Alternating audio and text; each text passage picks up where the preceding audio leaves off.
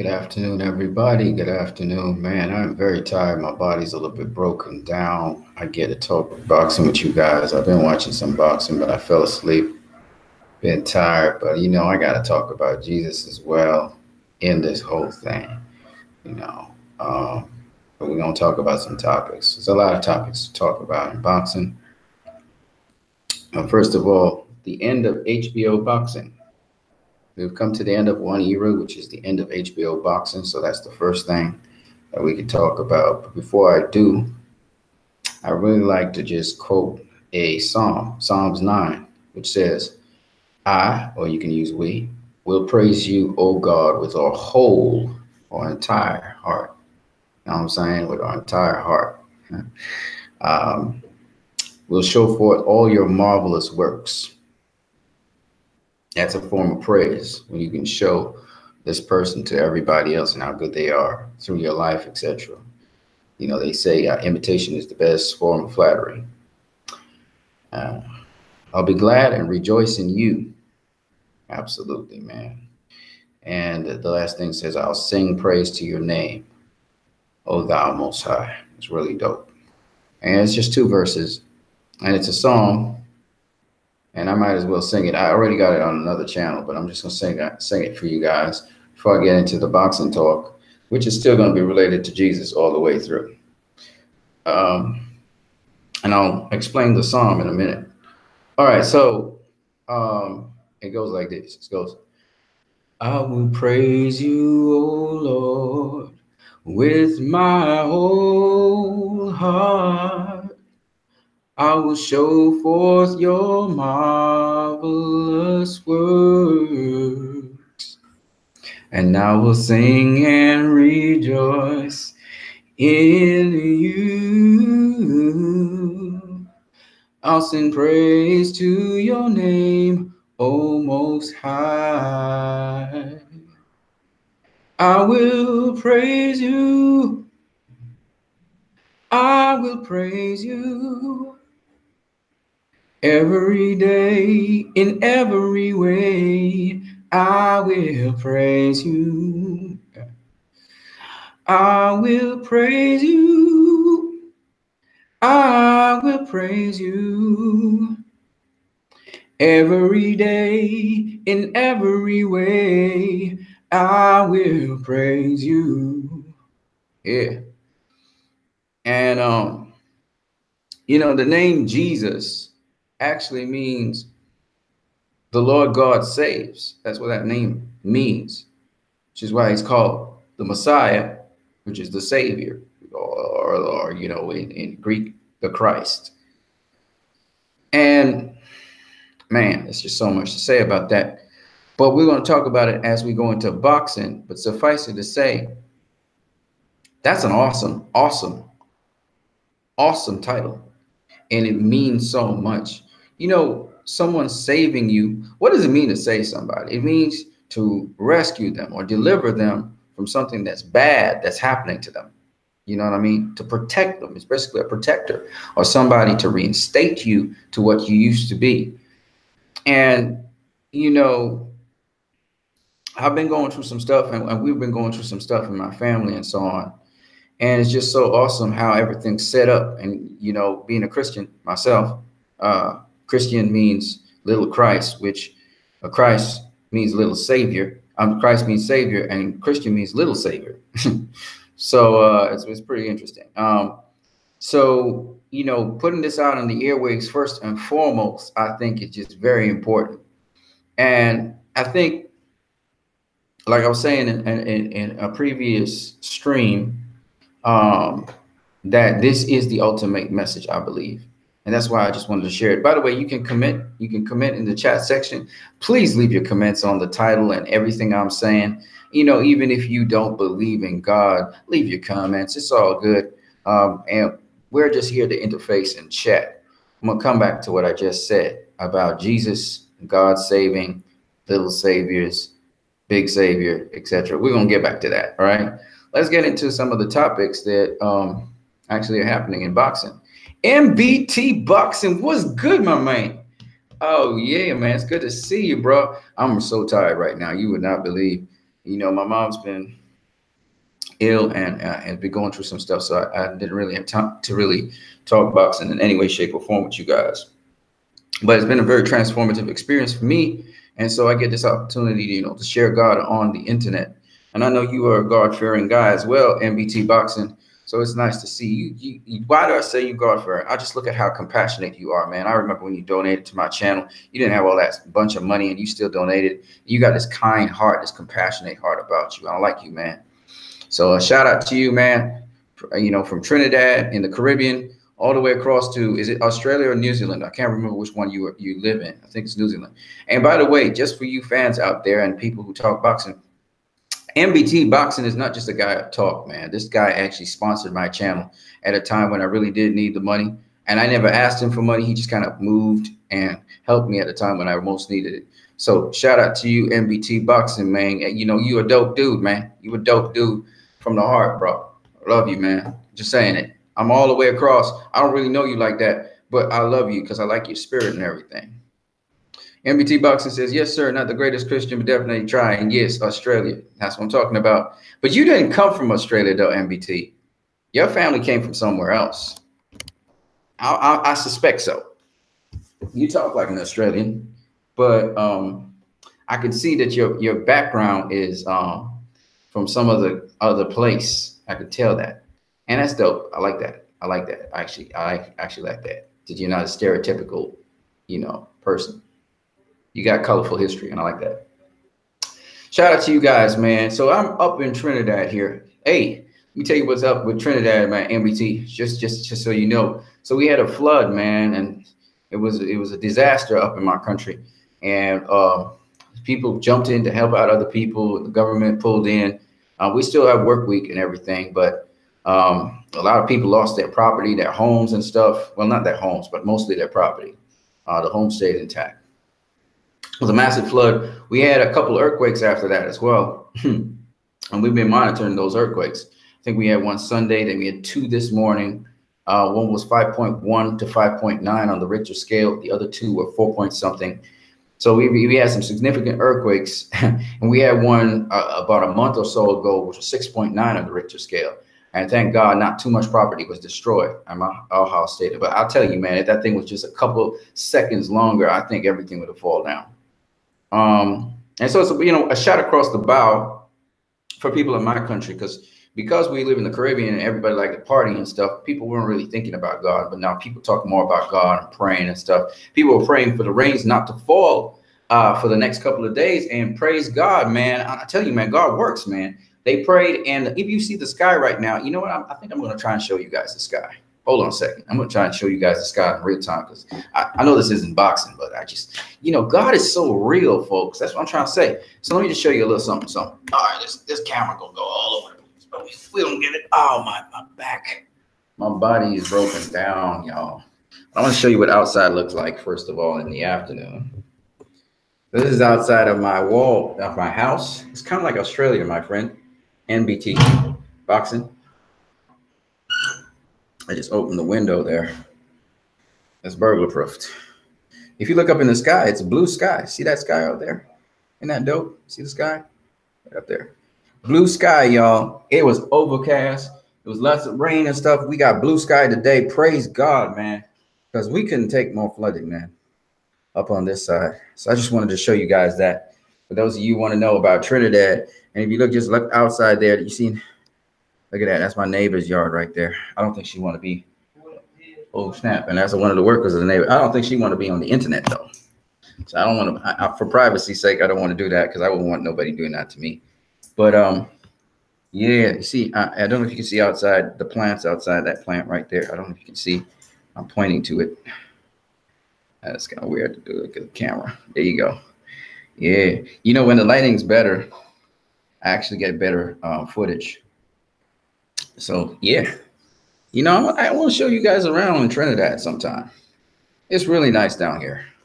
The weather's pretty cool. It's not too cold, not too hot, none of that stuff. I don't know why people use air conditioning here. We shouldn't be using air conditioning in my country. There's no air conditioning in this room, and it's just fine. Anywho's, that's my dad's plaques and stuff up on the wall. This room is pretty bare because we're going to use it for something else, and it's kind of empty now. I'm gonna sit down behind this chair here. You probably wondering, why aren't you sitting on the chair? I'm not sitting on the chair. I'm sitting on the ground. And the reason is because, man, I am so super sore right now. You guys have no idea how sore I am. So I hope you guys like that little view right there. MBT Boxing. Thanks, bro. MBT Boxing says you're from Lebanon. Oh, cool. You're Lebanese. We got some Lebanese down in my country, too. There's a lady called Denise Plummer. She's a Calypsonian and stuff, and she's also a businesswoman. That most of the Lebanese in my country are business people. We got the Syrians up in here, too. They're cool. The Lebanese, the Syrians. What else we got? We got some Europeans as well. They're usually on the West Coast. A nice big upper high rises and beautiful buildings they have. They're the people that actually do most of the business in my country, you know. So yeah, Lebanese, they're nice people, man. The cedars of Lebanon from the Bible, man. No, Syrian, not the Assyrians. No, I don't know about the Assyrians. I didn't know the Assyrians exist still. I don't think the Assyrians exist anymore. The Syrians, like from Syria, you know where the big war is happening, right? And most of those Syrians are Muslim in my country. They're Muslim. You know, I think some of them are Jewish and Jewish Christian at that. But some of them are saying they're Muslim, so that's what's up. Yeah, my dude. That's cool, man. Lebanese people are. I've never met a Lebanese person who wasn't nice. All the Lebanese people seem to be real cool. Assyrian, aka Iraqi. I don't know why they identify themselves as that. I thought they were Babylonian. I thought the Iraqis were Babylonian. Isn't below Iraq Babylon? Yeah, Syria's neighbor to Lebanon. That's true. That's true. Yep.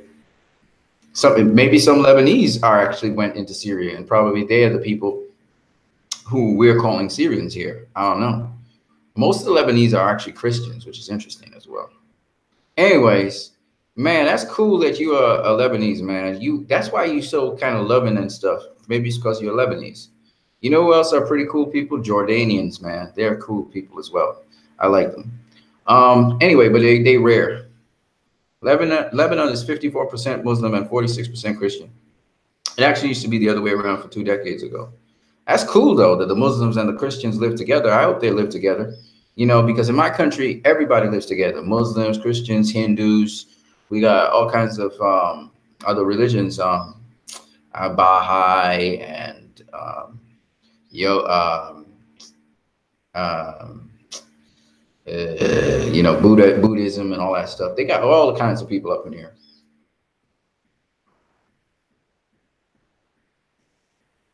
Yeah, I know. Jordanians and Syrians are, yeah, I know. And you know what's cool about Lebanese and Syrian?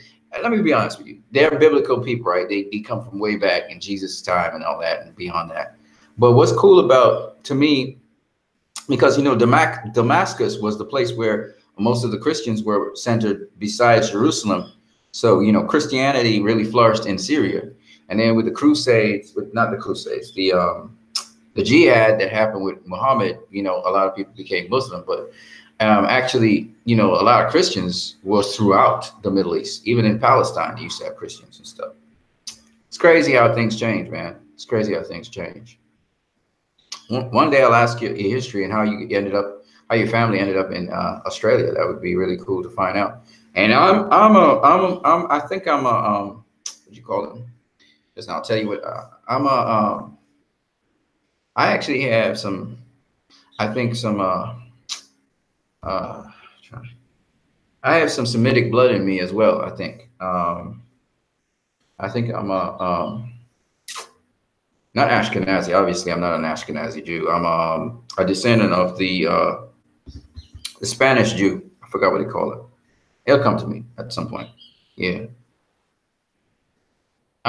When Queen Isabella started kicking Jews out of Spain, and they went to Portugal and stuff, some of the Jews came down here, and some of the Jews came down were Portuguese Jews and stuff. I am Sephardic. I'm a Sephardic Jew. That's what I am. I'm more of a Sephardic Jew. Yeah, we even have we have some Jewish we have some synagogues down here, and there's synagogues everywhere. But I mean, we got some synagogues down in Trinidad. Jordanians and Syrians are about as close to Lebanese folk as you get. Escaped the Hezbollah war back then. Came here in 1990. Ah, see, makes sense. That makes sense. That makes sense. I understand. Yeah, that always is what happens. A migration somewhere, and usually it's to an island. I notice, and that's the same thing. I think my ancestors were escaping some war back in the 1700s, 1600s, whatever, and they ended up down in the Caribbean. That's how they, again, the islands in South America, that's how it happened. So it kind of, you do have a somewhat of a common history with me. And the weird thing about my history is I haven't fully tracked it down because I'm mixed with just about everything. They say I look like a Brazilian, but I'm mixed with all kinds of stuff, dude. I got African in my blood. From what part of Africa they told me I was from, I can't remember. And then I got Creole, which is basically French. I got French blood inside of me. I got Portuguese blood. That's where my Jewish background comes from. And then I got I don't know some of my history, but I have Taino in me. I have Native American in me. They call it Native American. I don't like it. It's an insulting word. But I come from a specific tribe that actually comes from Venezuela, but really comes from the interior. So I got all of that kind of blood in me. I got all kinds of different things in me. Yeah, I've been trying to track my history, but it's kind of hard to track it because my actual surname, which is Anson Phillip, Phillip is a made up name. My great grandmother, who came across to Trinidad, she was escaping, like you were saying, they always escaping something. It seems as though she was escaping a family feud or something. So when she came across here, she didn't use her real name. And she also gave new surnames to her kids. So none of them have the same surname. It's crazy. And she had a French surname. So I don't know what was going on there. She was living in Venezuela, it's a Spanish country with a French surname. I don't know if she put that on. It's crazy, man. So I've been trying to track the family history. There's a certain place in Venezuela where my family actually exists, but I haven't really tracked that down yet. So I have a very interesting history, man. And that's why, when people say, you black or you white, I'm like, that's stupid. That's real, like naive. Like people have genealogies that are very interesting. And yours is extremely interesting. I would love to find out more about that. But you are such a compassionate guy, man. Anyways, I said I was going to talk about boxing. So let me get into the boxing with you guys, right? Because I know that's what you came here for. But it's nice to meet you, MBT, again. And there's just a lot you have in common with me, man. And I would love to get to know you more as a person, not just on the boxing level, but a little deeper. We'll get there. We'll get there. First of all, I want to talk about some of the most current news in boxing, and I'm going to use Jesus as my base. You guys will understand what I'm saying. It'll make sense in time. If you've been watching the boxing and following the boxing, it looks like Jamal Charlo will be facing Willie Monroe December the 22nd. Okay, so the Charlo brothers, they seem to have something almost lashed in and booked. And so Jamal Charlo, who is the bigger of the two twins right now, he's at 160. He's going to be taking on Willie Monroe. And Willie Monroe, he's an okay boxer. He's not like A level, but he's okay. And it should, again, test Jamal Charlo's abilities and skills at 160. He faced the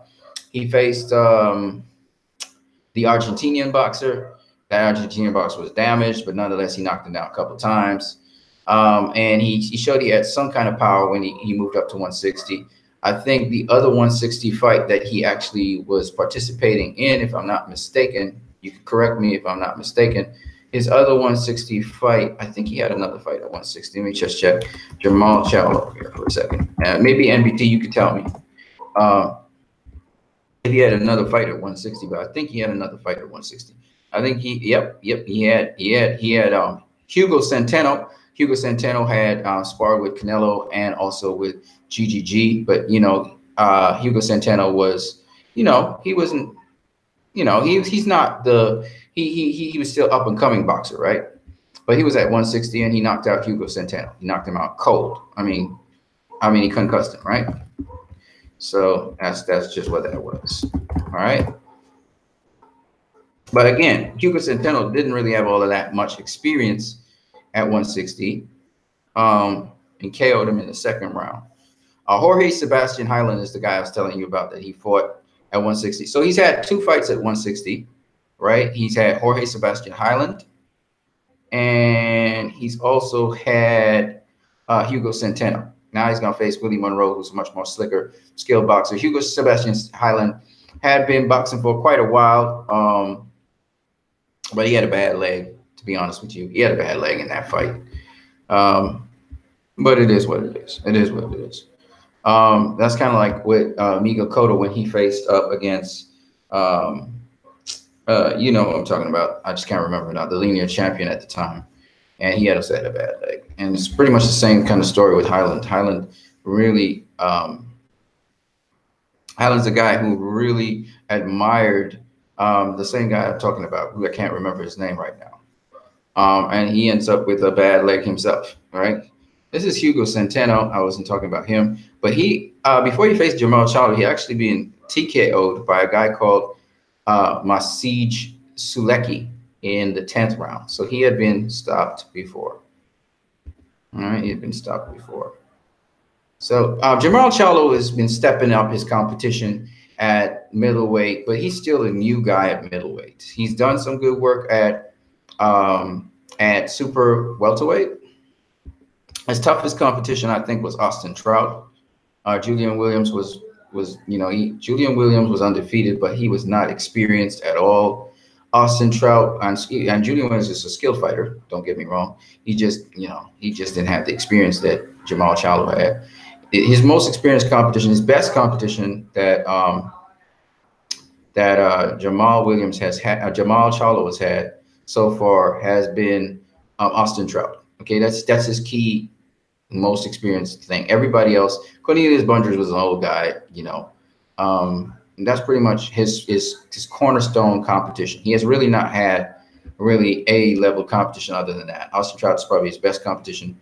I think Austin Trout was coming off of that loss to, I think it was, if I'm not mistaken, Austin Trout was coming off the loss to Jarrett Hurd. Yes, he had been stopped by Jarrett Hurd, and so yeah, he really did well against Jermall Charlo. Okay, now Jermall Charlo did knock him down twice, so kudos to Jermall Charlo on that. But really, Trout had been beaten quite a lot, and he even nope, sorry, my bad. Nope. Let me correct myself. No, Jermall Charlo had beaten Austin Trout in a tough fight. Austin Trout only being beaten by Erislandy Lara and Canelo before that. All right. He gave Jermall Charlo all he could handle. Okay, it was a pretty tough fight for Jermall Charlo, and he still got the win. They said unanimous decision, but he was stopped by Jarrett Hurd, and he was beaten by Jermall Charlo, which is Jermall Charlo's brother. So good, kudos to him on that one. Let's see what else you're saying. MBT Boxing says 2 fights. Sergio Martinez, that's the guy that Miguel Cotto beat. And I thought Sergio Martinez actually went out the same way like Sebastian Highland went out. The man went out on a shield. And you know what was cool about Sergio was he was significantly damaged, and he still did not quit. I love that. That sort of fighting mentality where you persevere and you persist. I think it was his corner that threw in the towel on that one. And Highland kind of fell into the same kind of thing, following in the footsteps of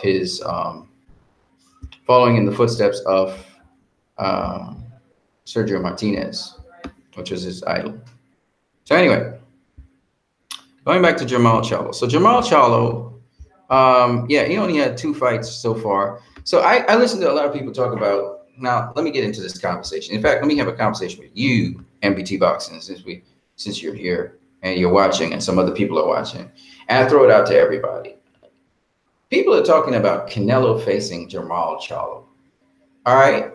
Jermall Charlo, okay, Jermall Charlo's had 2 fights at middleweight. Canelo has had 2 fights at middleweight. We don't really count the Cotto fight as a middleweight fight. That's a catchweight fight. It's a middleweight fight technically, but okay. Canelo has fought GGG at middleweight.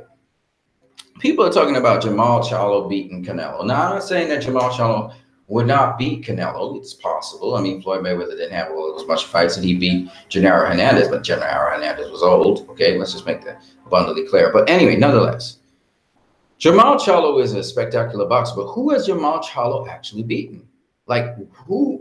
Okay, let's look at Canelo's resume, for instance, right? So I'm throwing it out to you guys. I've heard talk from different people about, you know, how Canelo is in a rough place and doesn't have to make much decisions, and will he actually go and face these guys like Danny Jacobs and guys like Demetrius Andre, who's like a beast and he's not being beaten and stuff like that.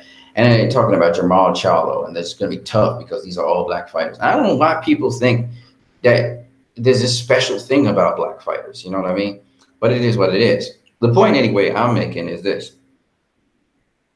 They're saying that Jermall Charlo, if Canelo faced Jermall Charlo, I remember when they were talking about how Canelo was ducking the Charlos when he was at super welterweight, and I just never quite got that. He fought Erislandy Lara, who was superior to the Charlos at the time. In fact, Erislandy Lara was the #1 super welterweight other than Canelo and Floyd Mayweather. He was the #1 super welterweight out there, and Canelo picked to fight him in spite of the fact that Golden Boy, headed by Oscar De La Hoya, did not want him to go face that dude. He said, I'm facing that dude. And he went and he fought him, right? Erislandy Lara. You got to give him his props for that. So what I don't understand is Canelo's going to face Erislandy Lara, the person that everybody was ducking, right? Canelo stepped up and faced him, beat him. Okay, whether you think he beat him or not, I truly believe he beat him. I can show you how. But nonetheless, punch stats are not everything. But let's say, okay, he faced Erislandy Lara. Jermall Charlos were there, the two Charlo brothers. They were green around the ears. I think one of them had a title at the time, but Canelo's supposed to just go face them. When he wants to face bigger fights with bigger names like Miguel Cotto, right? He then ends up facing Triple G, right? Those are bigger names and more established fighters. Why would I go face a guy who's still building his career and record? And nobody knows him. You know what I mean? Well, I mean, you could do it if you want to. But Erislandy Lara had been around there. He had seen everything. That was the guy to beat. Okay, anyways. They were saying for a long time that the Charlo brothers, and let me just make it abundantly clear, I'm a fan of the Charlo brothers. Okay? I'm a fan of them. Big time fan of them. All right? The Charlo brothers were chasing down Demetrius Andre to make a fight with him. Demetrius Andre pulled out of that fight, and the Charlo brothers were sour, and they're still angry about Demetrius Andre to this day, right? But let's just get to the point. All right, we got the Charlo brothers here, and Jermall Charlo is facing Willie Monroe Jr. at super middleweight, okay? And his brother, his twin brother, his little, maybe smaller twin brother, physically at least, Jermell Charlo, is going to be facing Tony Harrison. All right? Those of you who don't know who Tony Harrison is, he knocked out recently. All right? So Jermell Charlo is facing Tony Harrison. Okay. Now, my question to you guys is, these obviously are tune-up fights, okay? They're supposed to get by these guys. Tony Harrison, for those of you who don't know, he got knocked out by, it was kind of an upset knockout, actually, when, who was it that knocked him out? I think it was Willie Nelson that stopped him. I remember that back in 2015 when Willie Nelson stopped him. And, you know, Willie Nelson is the guy that pulls the upsets off, right? I remember it was in the 9th round. And he's just coming to the end. He had dropped him before that, and he stopped him in the 9th round. I remember he was against the ropes, and he wasn't punching back. All right. And then Jarrett Hurd came through and stopped him as well, okay?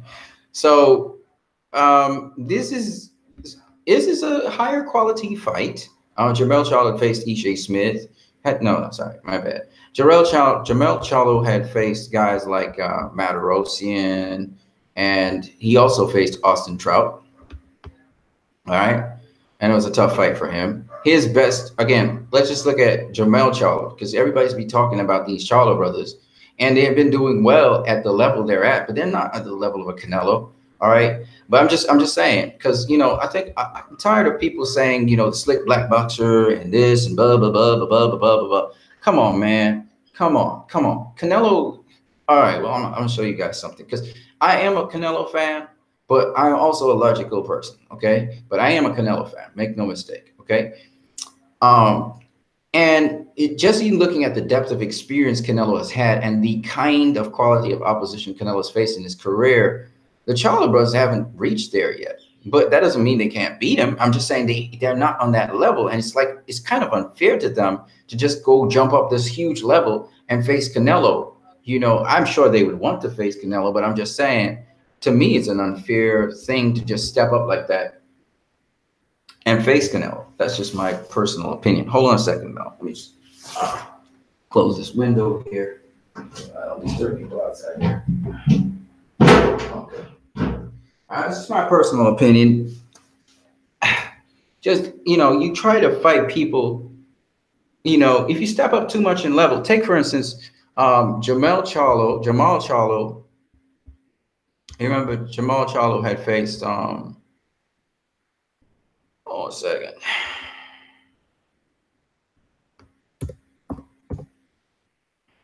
Everybody was bigging up Julian Williams. And Julian Williams had a huge step up in level, and he faced Jamal Charlo. And what happened to him? He got stopped, right? Because this is too big a leap up. You know, you got to fight people at your level. And remember, again, with Jamal Charlo, if you guys do remember, with Jamal Charlo, everybody was, you know, bigging up Erickson Lubin, right? Comes, faces Jamal, makes a critical mistake, falls into the trap, and he's knocked out in the first round. So you don't want to just jump people up. So the Charlo brothers are being moved up, I think, really well, but they're not ready for Canelo. Canelo has a lot more experience, and you know, you can have a great jab. Canelo knows how to nullify that. And even though GGG landed some jabs on Canelo, the real meaningful jabs GGG wanted to land on Canelo, he wasn't getting them landed. Okay. In fact, Canelo was walking GGG down. All right. If you look at the jabs that GGG actually landed on Canelo, they're not effective jabs, which is another good question I want to ask you guys, because there's a lot I want to say right now. Oh, AJATX, man, shout out to you. AJATX, man, it's nice to see you, man. Jamal Charlo versus Demetrius Andrade is a fight I wanted to see, of course. But Andrade still has more experience than Jamal Charlo, though. He does. He has more experience than him. But that'll be a good fight. AJATX, Lara was very affected by Canelo digging his body. Oh yeah, absolutely. He didn't want to get hit to the body. That's right. And that's why Canelo won the fight. Lara really dominated the first 3 rounds. First 3 rounds were all Lara. Then the fight started evening out as Canelo started landing body work, started getting body work on him. Right? And that's why Lara even slipped and fell. I mean, which leads me to a spiritual lesson that I want to share with you guys. So I was talking about Jesus, and he's a savior and everything. And that leads me to what I think a lot of people, you know, appearances are one thing. And as a Christian, I've learned that appearances don't mean anything. What matters is the truth. And, you know, it says God is spirit, and they that worship him in spirit and in truth. And so what matters is the truth. Okay. And as a Christian, what you have to do is follow after truth. And the only way is if you're led by the Spirit of God, in my opinion. And so sometimes you have to put yourself out there and say things that you really don't want to say because you want to save face and be played safe. And God makes you say things you don't want to say. And it reminds me of Canelo in the sense that people really underestimate that fighter, just as how a lot of people underestimate Christians out here. What do I mean by that? You know, a Christian is wise as a serpent, harmless as a dove. We appear to look weak, but we're very, very strong because we have Christ with us. And so a lot of the things we say are true. And because it's so true, it is powerful. You know, it's interesting. Love is a very powerful thing. It's more powerful than hate. It's more powerful than force and might. You know, there was a scripture I was reading somewhere, I think it was Psalms 20, where they say some trust in their horses and their chariots, but we trust in the name of the Lord. You know, the name of the Lord is love. You know what I'm saying? And that's very, very powerful. You know, Jesus has many different names, but the messianic grace, the strength of God that flows through us, that makes us appear to the world as saviors ourselves, is what is so cool. I love that God is our refuge. You know what I mean? And I just stick that in there because I was thinking about it, how people perceive Canelo. Like, you know, this guy can beat him, and this guy can beat him, and this guy can beat him. And it just dawned on me, they just don't understand what Canelo's style is. Just like how they never really understood, this is for ATX boxing, they didn't really fully understand what Floyd Mayweather's style was.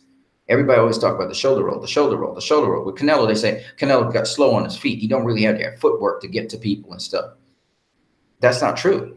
Because when he was fighting against Triple G, he was cutting off the ring. He was getting to Triple G. Yeah, Triple G would spin off the ropes, but he was walking Triple G down that whole entire fight. He was getting his shots in.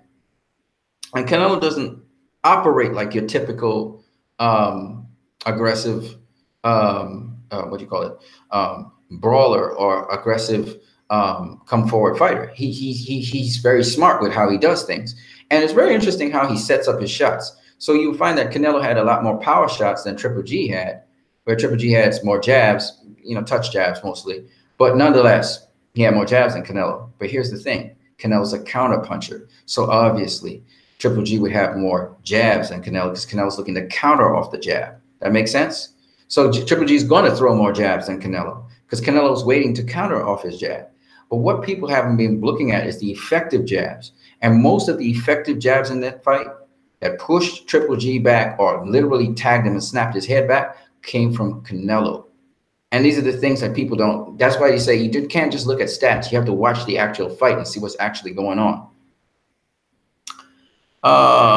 ATX says, but also Canelo's resume is Mayweather, Mosley, Cotto, Trout, Lara, Khan, GGG. Pretty solid resume. You're right about Canelo's experience. I wouldn't even put Khan in there. I would take out Mosley, but everybody else, that resume rings true. You also forgot GGG's in there. Yeah. So GGG, and check this out. Canelo almost every year was fighting a named person. I think the only year he did not fight was 2016. All right. Or was it 2016? I think it was 2016. I think he fought Cotto in 2015, if I'm not mistaken. One of them years, because every single year he delivered the goods. From Mayweather, which was I think in 2013, he had Mayweather and he had Trout in 2013. He had Lara in 2014. I think in 2015 he had Cotto, either 2015 or 2016, one of them. And then in 2017 and 2018 he had GGG. These are the best in his divisions. In super welterweight he fought the best. How many times? He fought it twice. He fought Trout, who was the best at the time, and then Mayweather, who was the best at the time. Then he fought Lara, who was the best at the time. That's 3 sets of names in super welterweight, the very best super welterweights you could fight. And then he went up to middleweight, and he's fought the 2 best middleweights, the lineal champion, which was Miguel Cotto, and then Triple G, which was the #1 middleweight in the world and the #1 pound-for-pound fighter in the world. Mayweather was the #1 pound-for-pound fighter. So he's fought the #1 pound-for-pound fighter in the world twice. Think about what I'm saying. No, 3 times, because he's fought 3 times the #1 pound-for-pound fighter in the world. Twice. Triple G, the second time, was the #1 pound-for-pound fighter in the world. That's right. So think about that. I mean, that's just ridiculous right there. Okay, this dude's resume and his experience is beyond any one of those guys. Danny Jacobs, Jamal Charlo, Demetrius Andrade. None of these guys are on Canelo's level in terms of experience and competition. I don't pick none of them guys to beat Canelo. None of them. All right. And you can say all you want about his footwork and stuff. He's got way too much experience. And then you talked about more experience in Mosley, in Baldomir, in Hatton, in that other Cotto. I mean, in some tough fights he had early in his career against guys like I forgot the guys and their names. This dude, if you look at Canelo's resume, even the guys who are not named names, but they're tough fighters, he's got a really good training ground resume. He didn't have Olympic experience and the amateur background, but he definitely in his pro experience had a lot of experience, and he's just been jumping into it. So I don't see him stopping right now and saying, I'm not going to fight these guys. If these guys are the only guys on the radar, he's going to fight them, but he's going to look for the big fights. I wouldn't be surprised later on he faces against this dude at super welter. You guys know who I'm talking about. He's the #1 super welterweight in the world right now. You know what I'm talking about? You guys don't know who I'm talking about. Anyway, I'm going back to what I'm saying. So Charlo versus. So I'm gonna be real with you guys. Okay, Willie Monroe is a okay fighter. I wouldn't even call him a good fighter. He's an okay fighter. He lost to Billy Joe Saunders. He lost to Triple G, who stopped him. You know, he's lost to a couple people, right? Tony Harrison is he's not even a good fighter. I would say he's an okay fighter, right? So both Monroe and Tony Harrison, they just kind of guys that have to prove themselves because, you know, they've had their ups and downs and they have flaws in how they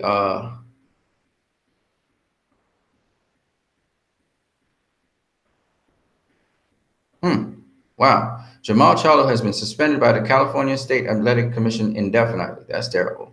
But anyway, Willie Monroe, you know, he's had his ups and downs, right?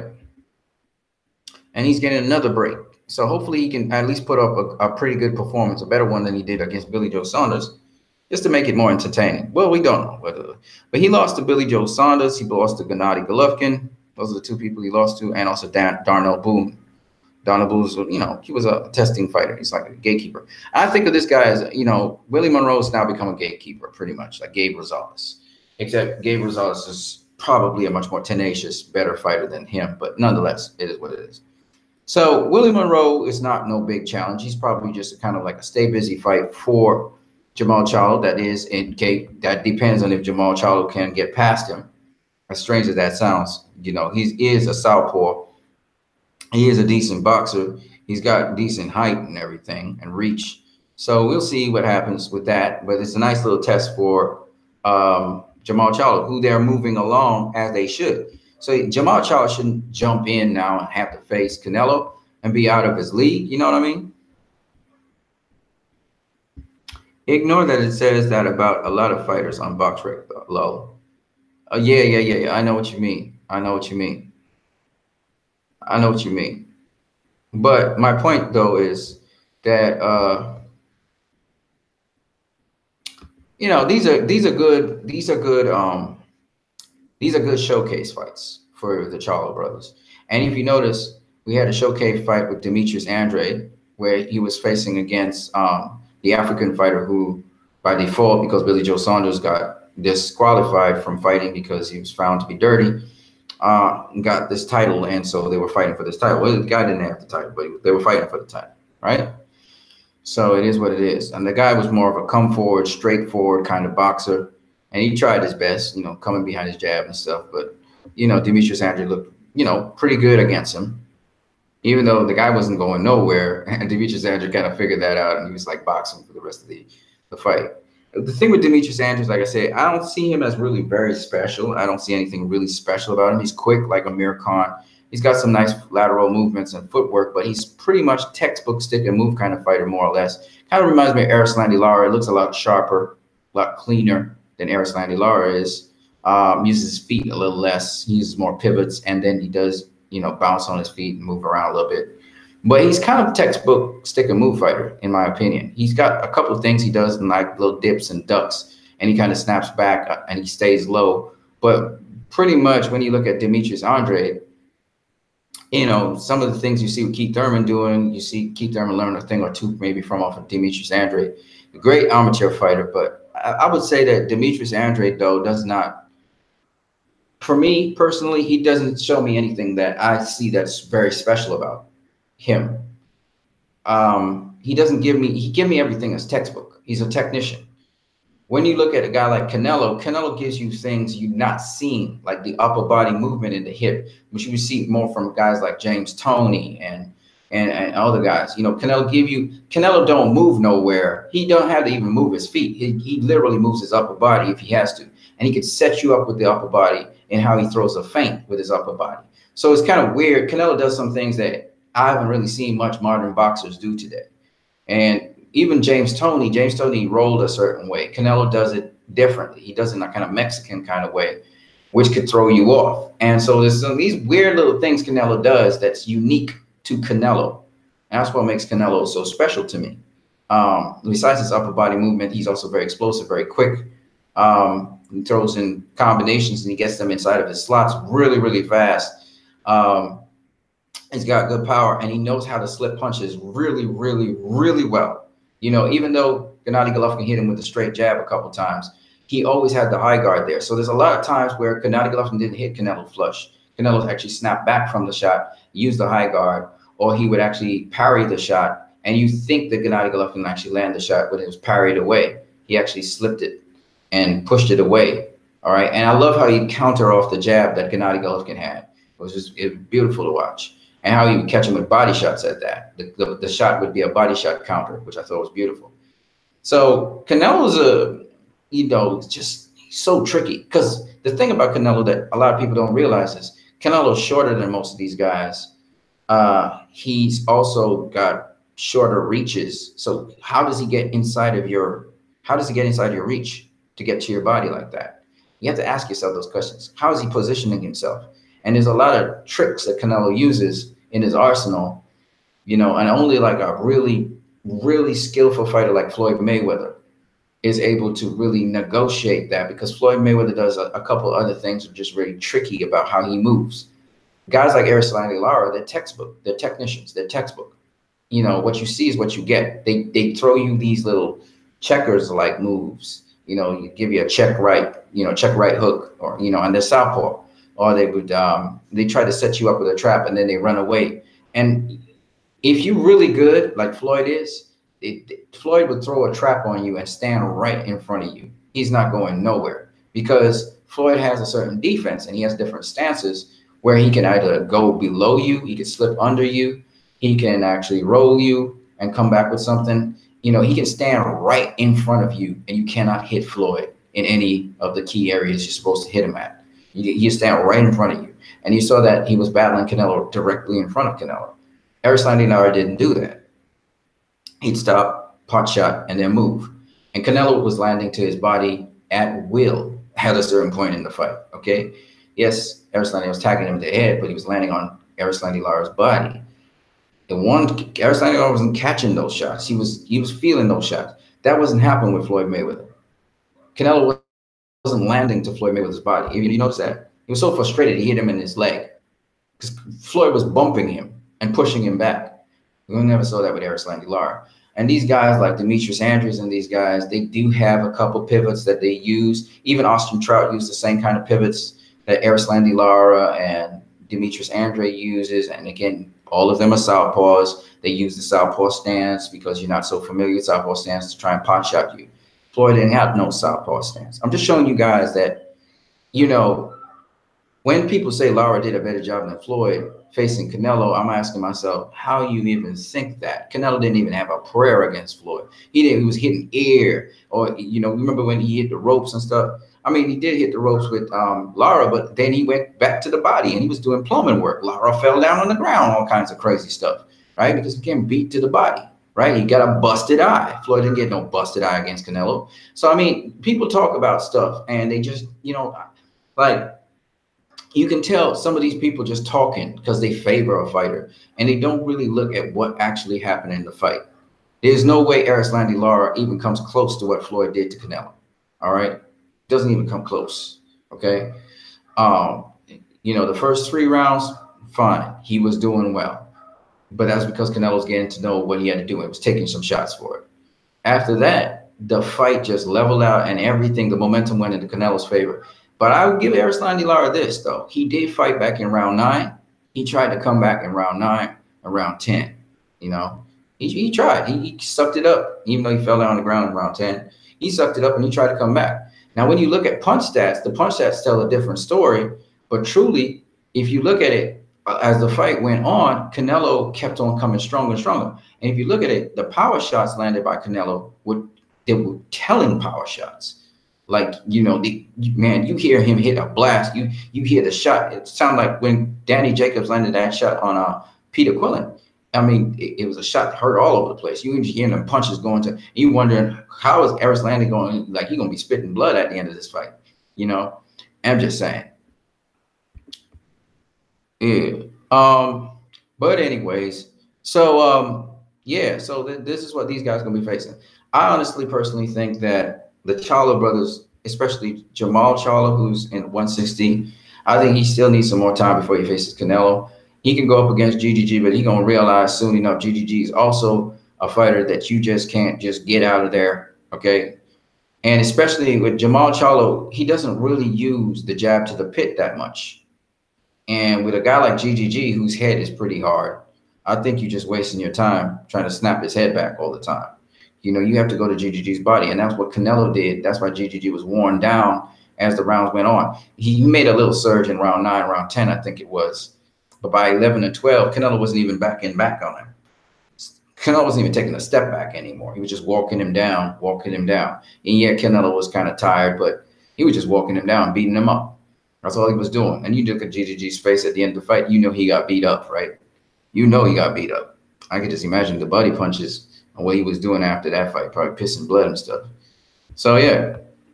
GG's a tough guy, though. He's tough, you know, but he was getting beat up, man. He was getting beat up. He couldn't engage Canelo at any point. He couldn't push Canelo back at any point. Canelo was the bully.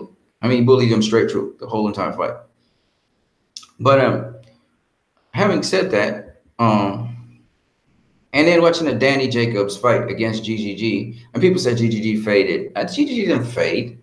GGG's not old. That's GGG. It's just that Canelo grew more into the weight class. People were saying he was using drugs and all of that, and Valder called him dirty, whatever. But Valder was checking up on Canelo, and Canelo beat him up worse. Like, you shouldn't have that Valder thing shouldn't have come up.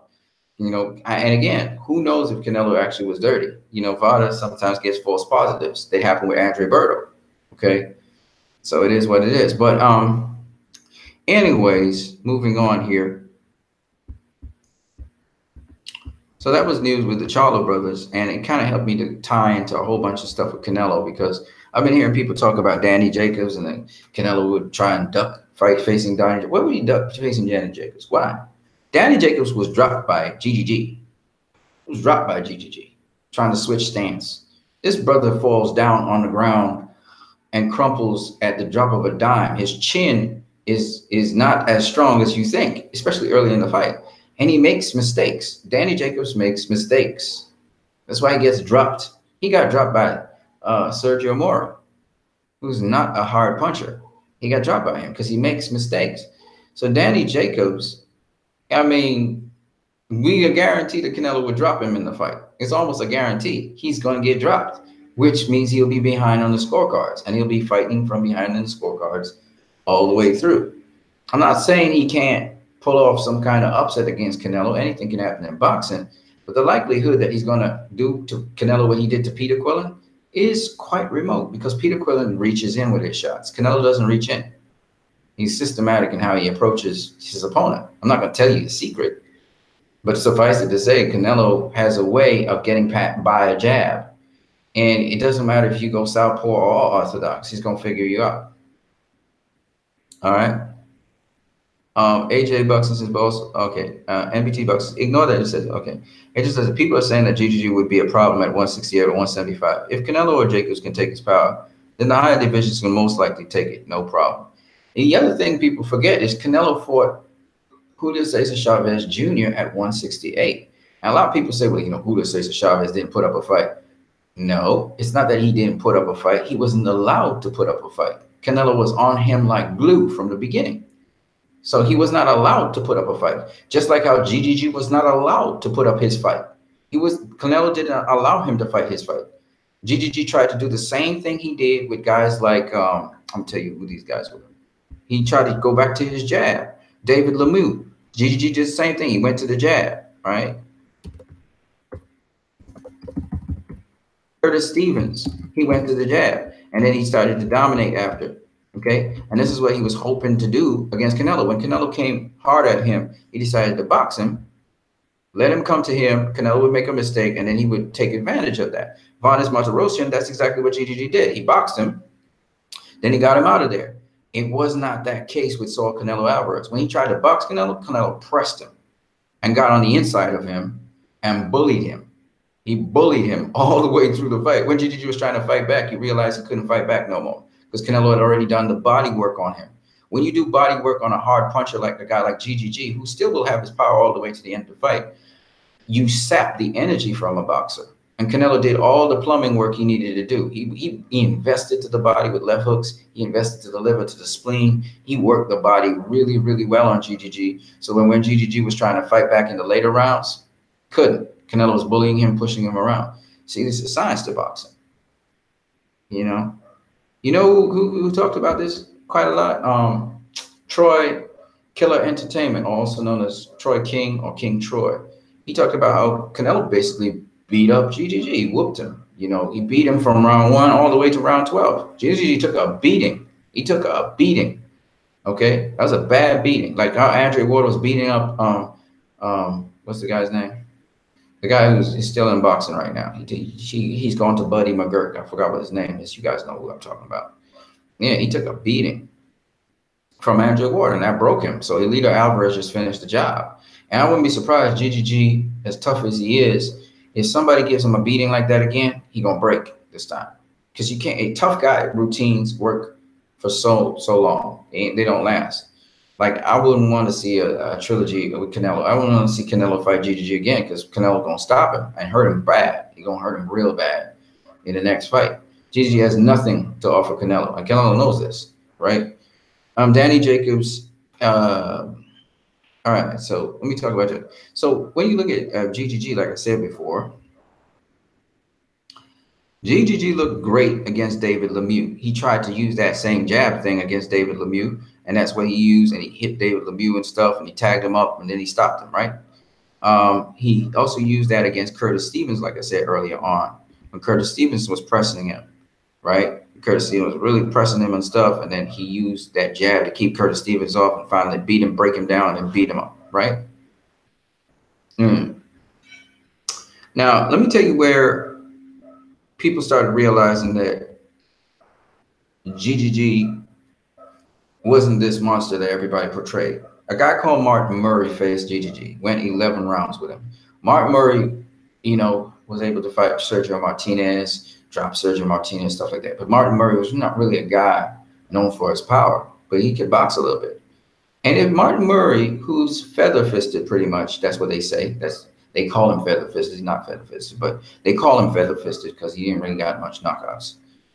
If Martin Murray, a guy like that, could survive 11 rounds with Triple G, people starting to wonder, is this guy really a monster? He looked like a monster because what was the level of competition GGG had faced coming up to that? I mean, he faced guys like Marco Antonio Rubio, who is like nobody. He's never won a title or anything, no A level. Daniel Gill, who had pulled off some upsets in his career, but was faded.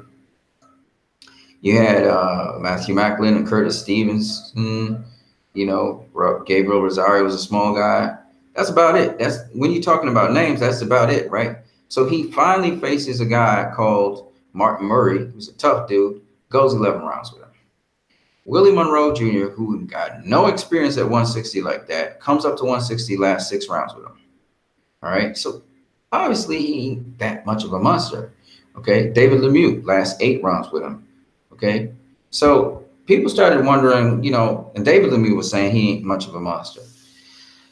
That was the level of competition GGG pretty much had. He had has-beens and people, but he had never really faced an A-level competition. David Lemieux was the highest level of competition he had faced, and he was a world champion. He faced David Lemieux, he beat him. Looked great. I say he looked like Floyd in there because he was boxing him, right? Dominic Wade comes up, he knocks out Dominic Wade, right? He's supposed to get that fight with we're supposed to get the fight with Canelo, right? Kell Brook comes on the scene. Kell Brook lasts 5 rounds. Kell Brook is a welterweight, folks. A little welterweight comes up and gives you 5 rounds. That's not supposed to happen, right? You're supposed to be this big killer. So it's then people started saying, well, after Kell Brook and Kell Brook was going toe-to-toe with GGG, beating him up. He actually hurt him and stuff. Well, not hurt him, but, got his attention, right? And he was tagging him up and doing this thing. And then GG put on the pressure as a bigger guy and, got him out of there, broke his orbital bone. But the point is, what's a little guy doing tagging you up like that? Where is your defense? So that kind of pretty much told us he's an elite fighter, but he's getting tagged up way too much. And you saying that you just taking those punches? You a tough guy or something? So after Danny Jacobs made him human, And I'm going to say it again. I believe Danny Jacobs beat him. Okay, barely, but he beat him. Now I give GGG his props because he dropped Danny Jacobs early in the fight. I think it was round 2, and that was on Danny Jacobs. All right, you can't get knocked down in a fight. I mean, Andrew was a different story because Andrew Wood got knocked down by you know who I'm talking about, whatever his name is, Sergey Kovalev, right? But he got back up and dominated, right? You can't say that Daniel Jacobs dominated GGG. He did very well. He was winning lots of rounds. He didn't dominate GGG. I think it was around the 5th round he really started to pick it up, right?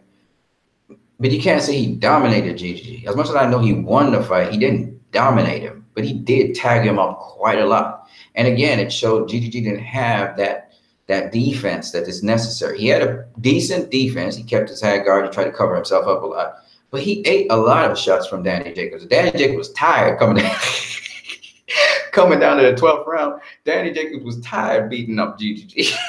He hung on the ropes. He was like, at the end of the fight, he just hung on the ropes and stuff. His eyes were all puffy and everything. He hung up on the ropes and stuff. He thought he won because he had really, I mean, this dude probably got tired punching. He kind of remembered Vladimir Klitschko, who got knocked himself out by just punching himself out twice in fights. And you can see Danny Jacobs at the end of the fight. He landed the last shot and everything, and he thought he won the fight, right? And in the end, they gave it to Triple G. It was by a narrow margin. It was a very close fight. And I guess the determining factor was the knockdown. So anyway, the point is Triple G didn't look like that monster that people were talking about. And he tried to box Danny Jacobs. He really did. He tried to box him, right? And Danny Jacobs outboxed him, and then sometimes out-hustled him, and sometimes out-flurried him, and sometimes stole rounds from him by stealing the highlight of the round. So that's what happened with Danny Jacobs. Now, the thing about Danny Jacobs versus Saul Canelo Alvarez, he never got a rematch with Triple G. I'm sure if he got a rematch, he would have beaten him even more comprehensively because he knew what he was facing. But the other thing that was kind of messed up is when you look at the end of the fight, Danny Jacobs' eyes is all puffy. Triple G's face is a little bit battered, but not puffy like Danny Jacobs' face. So you look at their face and all of that, and you say, okay, Triple G won that fight. But he didn't really win, I think, in my opinion. But I give it. The judges said he won, so he won. Okay? I'll just leave it at that. If Daniel Jacobs didn't get knocked down, Triple G would definitely not have won that fight, I think. But the knockdown, I think, made a big difference. And then when you look at the last part of Triple G's career, he's faced Saul Canelo Alvarez. Now, say what you want. I agree with Adelaide Bird that Saul Canelo Alvarez outboxed Triple G. I agree with her. The scorecard's a bit wide, but I still agree with her that I thought Canelo Alvarez pretty much won that fight hands down. It was like Floyd Mayweather in there. Yeah, he wasn't throwing all that much of punches, but everything he threw, most of what he threw landed, and his defense was on point. And you cannot win a fight just throwing punches. You have to land something. Triple G basically landed nothing on Canelo. You look at Canelo's face, it was like a baby. You look at his body, it was like a baby. In fact, Triple G landed very little body shots on Canelo. Okay, Canelo was the one landing most of the body shots. The guy with the more effective jab, like I keep on explaining to people, there's something called an effective jab. Yeah, you can land a jab on somebody. Those are called touch jabs. What are you doing? Touch jabs don't mean nothing. You're supposed to be using a touch jab to keep range with a person. That means if I'm using a touch jab on you, then you're not supposed to hit me with anything because I'm gauging you and I should be a certain distance away from you. GGG's touch jab was not effective because Canelo kept on landing to the body. Canelo landed whatever he wanted to throw on Triple G. He was landing. Yes, he was the smaller guy, so his shots, when it landed on Triple G, didn't have as much effect as if Triple G was to land a shot flush on Canelo, which he didn't do most of the fight. But my point is, Canelo was landing his shots on Triple G. He was getting his shots off on Triple G. So what use was the touch jab for? What are you using the touch jab for if you're not even landing anything and you're not maintaining range? So that's why I said there's something called an effective jab. A jab is both defensive and offensive, and a lot of people just don't understand these things. So they're talking about, oh, look, GGG landed a ton of jabs. Yeah, but they're not effective. A jab is either to push you back or it's to put you in position to land a punch so I can find where you are, or it's a jab is there to keep the range so you don't hit me. I keep you at the end of my stick. None of those things Triple G was actually effectively doing. He couldn't find Canelo in that fight. He was not keeping Canelo at bay. Canelo was landing whatever he wanted to land on him. So when you talk about jabs, like I was listening to guys like what's his name? Who was the coach of Timothy Bradley? What's his name? The guy that's on ESPN. You guys know what I'm talking about. And this dude be going off. You know, he landed all these jabs. I'm like, dude, you're talking about touch jabs, and they're not even clean jabs because Canelo's partially blocking them.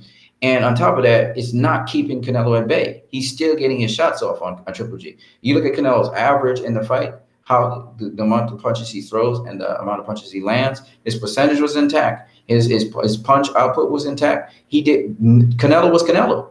The person who wasn't himself was Triple G. Triple G wasn't landing when he was supposed to land. No power shots were landing, or very little.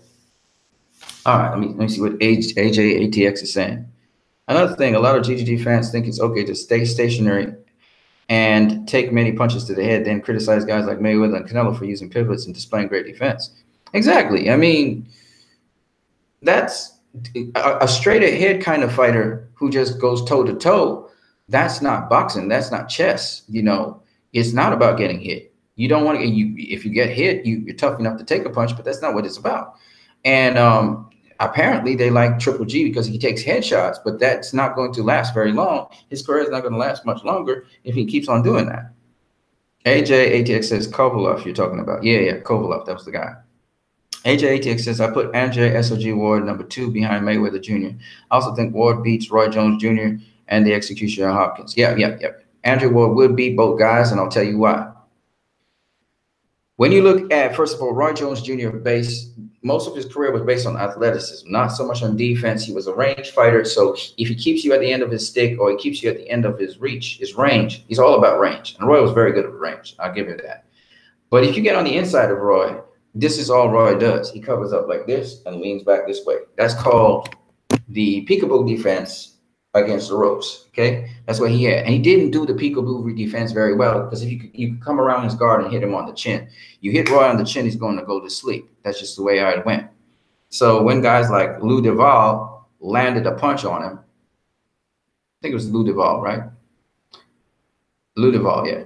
Lou Duval, when he landed that straight left on Roy, when Roy was out of position, he caught it. He just dropped him, right? Roy don't got much of a chin. Roy Jones Jr. is the Amir Khan of, those higher weight divisions. You hit Roy on the chin, he's going to go to sleep on you, okay? Or you get punch drunk. That's what happens.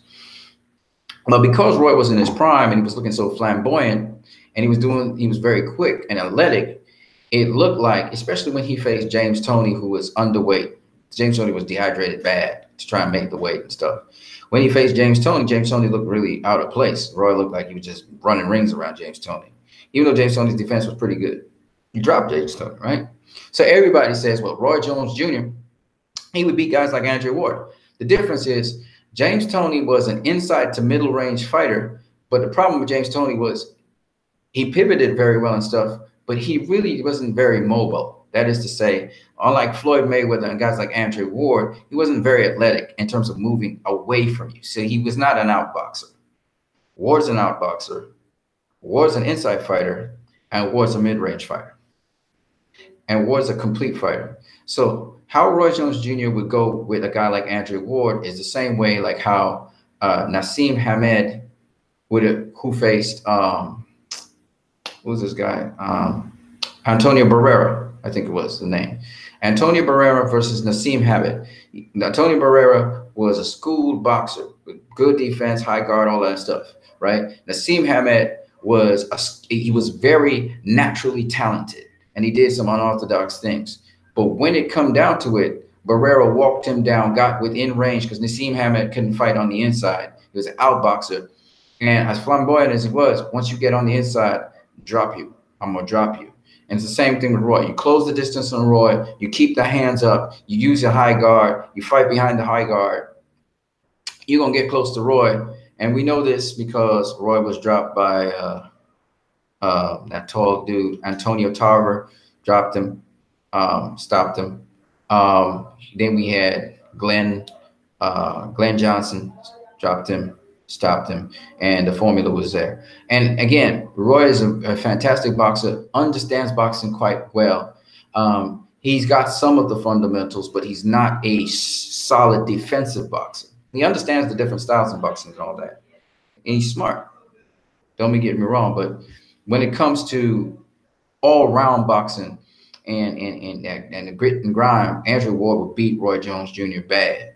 Now, in terms of Bernard Hopkins is a tricky kind of guy because Bernard Hopkins didn't want to fight Andrew Ward for a reason. Andrew Ward learned off of Bernard Hopkins. Bernard Hopkins sort of had some dealings with Andrew. Bernard Hopkins is pretty dirty. You know, he would do different things. He uses elbows, he'd butch you and all that stuff. He's pretty dirty, but he also can inside fight. So it would have been interesting to see Ward versus Hopkins in their time. But I would suspect, again, Ward would beat him because Ward is much more sharper than Hopkins. But Hopkins, again, was an excellent fighter. Last time I checked, I thought boxing was about being smart and not about power. It's about power to some degree. You have to have some kind of power. You have to have technique in how you box. But yes, it's more about being smart than it is about power. That is true. AJATX says not always about power. Correct. AJATX says you're right. Jones Jr. just covers up in a high guard when you trap him. And not just any high guard. It's the peekaboo. He tries to do the peekaboo guard, which is more close together than like this. See, Floyd does something like this. So you're going to hit here if you try to go around the guard. And the other thing Floyd will do is pivot with you. So if you're going this way, I'm going to pivot with you. You're always going to be in front of me. You're always going to be in front of me. And Roy didn't do all of that. He just kind of peekaboo guard up like this, and then you can just go around the guard. You know? Yeah, Roy Jones is a hella entertaining. And actually, Floyd was he was influenced by Roy. You know, that leaping left hook and stuff. Roy was a master of the leaping left hook. You know, remind us of Sugar Ray Robinson days. You know, and he did the triple left hook and stuff like that. He invented some new things, and he did some. He took boxing to another level. He took boxing to an athletic level. Nobody had ever seen anybody like Roy Jones Jr. before that. And he was talking the talk and walking the walk, very confident, beating everybody. He was something new, something different. He was better than Sugar Ray Leonard, it seemed. He was bigger than life. When he was up high, he was really high. You know, but again, the fundamentals of boxing are also very important. And he was a great athlete. He stayed fit and shape. He studied the different styles of boxing. Roy's beautiful. I mean, there's a lot of things Roy brings to the game. Even he's a great trainer to this day. He's a fantastic coach and trainer. And there's insight he has in boxing that's just, you know, beyond anybody else's insight. So don't get me wrong. Roy Jones is a phenomenal boxer and stuff. But what betrayed him was, you know, and he has some unorthodox approaches to boxing, which I love. But at the end of the day, you got to have the fundamentals of boxing, which is defense. That's what gave Floyd his longevity. Defense. Smarts too, but you got to have defense. In almost any sport, the defense is most important. And off of that defense, you can get to your offense, you know. Come on, Roy Jones beats and dances around Sugar Ray Robinson at 160 pounds. Probably TKO win. Yes, I know, because he's a bigger guy. He's a bigger guy. Roy wasn't really a 160-pounder. He stayed there for a little bit, and then he moved to 168. He's much bigger than Sugar Ray Robinson. He beat him up, yeah. But Sugar Ray Robinson, again, had some of the fundamentals down, so it wouldn't be as easy as you think. You know, you think it would be easy, but Sugar Ray Robinson was a tough guy, one. Two, he had some speed. He had some quickness in him. He was mobile, and he wouldn't just fall for those little things that Roy was doing to him. I think he would get tagged. I think he would look stupid initially, but I think he would adjust. So it would be a good fight. But Roy's a lot bigger than Sugar Ray Robinson. He's just a lot bigger guy than Sugar Ray Robinson. So that would not be particularly a fair fight. You know, and especially when Sugar Ray Robinson gets tired around the 11th round, because, you know, Sugar Ray Robinson's more of a 10-rounder kind of guy. Roy goes 12 and more. It would be the Roy Jones Jr. show when Sugar Ray Robinson slowed down. So it would not be fair. I agree with you there. I agree with you there. So yeah. So we be talking boxing here. AJ ATX, man, it's been good talking with you so far. Good talking to all you guys here. But I really want to talk a little bit more about some of the other things. So in terms of Gennady Golovkin, after he faced small Canelo Alvarez, who had faced Miguel Cotto, that was his only middleweight fight he had fought. It wasn't a middleweight fight. It was more of a fight he usually fights, which would have been at super welterweight or junior middleweight. He didn't fight Vanis Matarosian, who was a junior middleweight, and he knocked him out. Vanis decided to do the stupid thing and go toe-to-toe with him, and he paid for that, all right? And then that tells everybody, oh, yeah, you know, GGG, he can box and everything. He's going to really deal it out to Canelo now. And people forget Canelo getting bigger. He's getting adjusted to the weight class. And so when Canelo faces him, Canelo's bullying him and pushing him around and beating him up. And Glenn Fieldman actually had the fight as a draw, which I just did not see at all. Dave Moretti had it for Canelo, and Steve Weisfield had it for Canelo by a close margin. I don't think it was that close a fight. I really didn't. I thought that Canelo was dominating all the way through the fight. I said that fight was like an 8-4 fight, 9-3, if GGG got so many rounds in the bag. 3 to 4 rounds, probably you can find for him. But it's more like 2 rounds. So it's really more like 10-2. I thought Canelo really bullied him through the entire fight. Yeah, Canelo's getting tired, but so was GGG, because when you put that kind of body work into another boxer, they're going to get tired. You know, you're knocking out the kitchen sink. So that's what I thought about that. Yeah. So anyway, so I'm just showing you guys this is the kind of level of competition Canelo faced. Anyway, in boxing news, the Charlo brothers, you know, Jamal Charlo facing Canelo at this point in time. I just think Canelo's way out of Charlo's league right now in terms of experience and skill set and everything else. Jamal Charlo has a nice, sharp, powerful jab, but so did GGG, and Canelo took that jab and nullified that jab. Okay, so Canelo, unless Charlo has something else to bring to the table than just a sharp jab that he has, and you know, his quickness and his power and his ranginess and his speed. And if Jamal Charlo cannot fight on the inside, he's going to have a hell of a hard time against Canelo, because Canelo will get to the inside of him, will tag him, will land body shots, and then we'll see what is happening with Jamal Charlo. And if Erislandy Lara was running from Canelo, I don't think that Jamal Charlo, even though he's bigger and stronger probably than Erislandy Lara, I don't think he's going to be able to survive Canelo like that, you know? So I'm just saying. All right, so let's go into some other news here. So I just talked about the Charlo brother fights. And then we have Pacquiao. So it seems as though Pacquiao is now with Al Heyman and company, and he will be working with the PBC, which is pretty good news for Pacquiao, because he's going to make some good money, man. Finally, my boy is going to be in the cash flow, 100% cash flow for Pacquiao. And so he's looking at a fight against Adrian Broner. There's rumors that he'll face Floyd Mayweather at the end of the year. Who knows? If he looks sensational against Adrian Broner, it could be a good payday. And you know what's nice? Broner always wanted to face Pacquiao. But look, now they're going to make it happen. So Pacquiao's 39 years of age. He's at the end of his career, but it looks like he's going to be getting some pay, man. Bro's going to get paid at the end of his career. So I'm happy for him.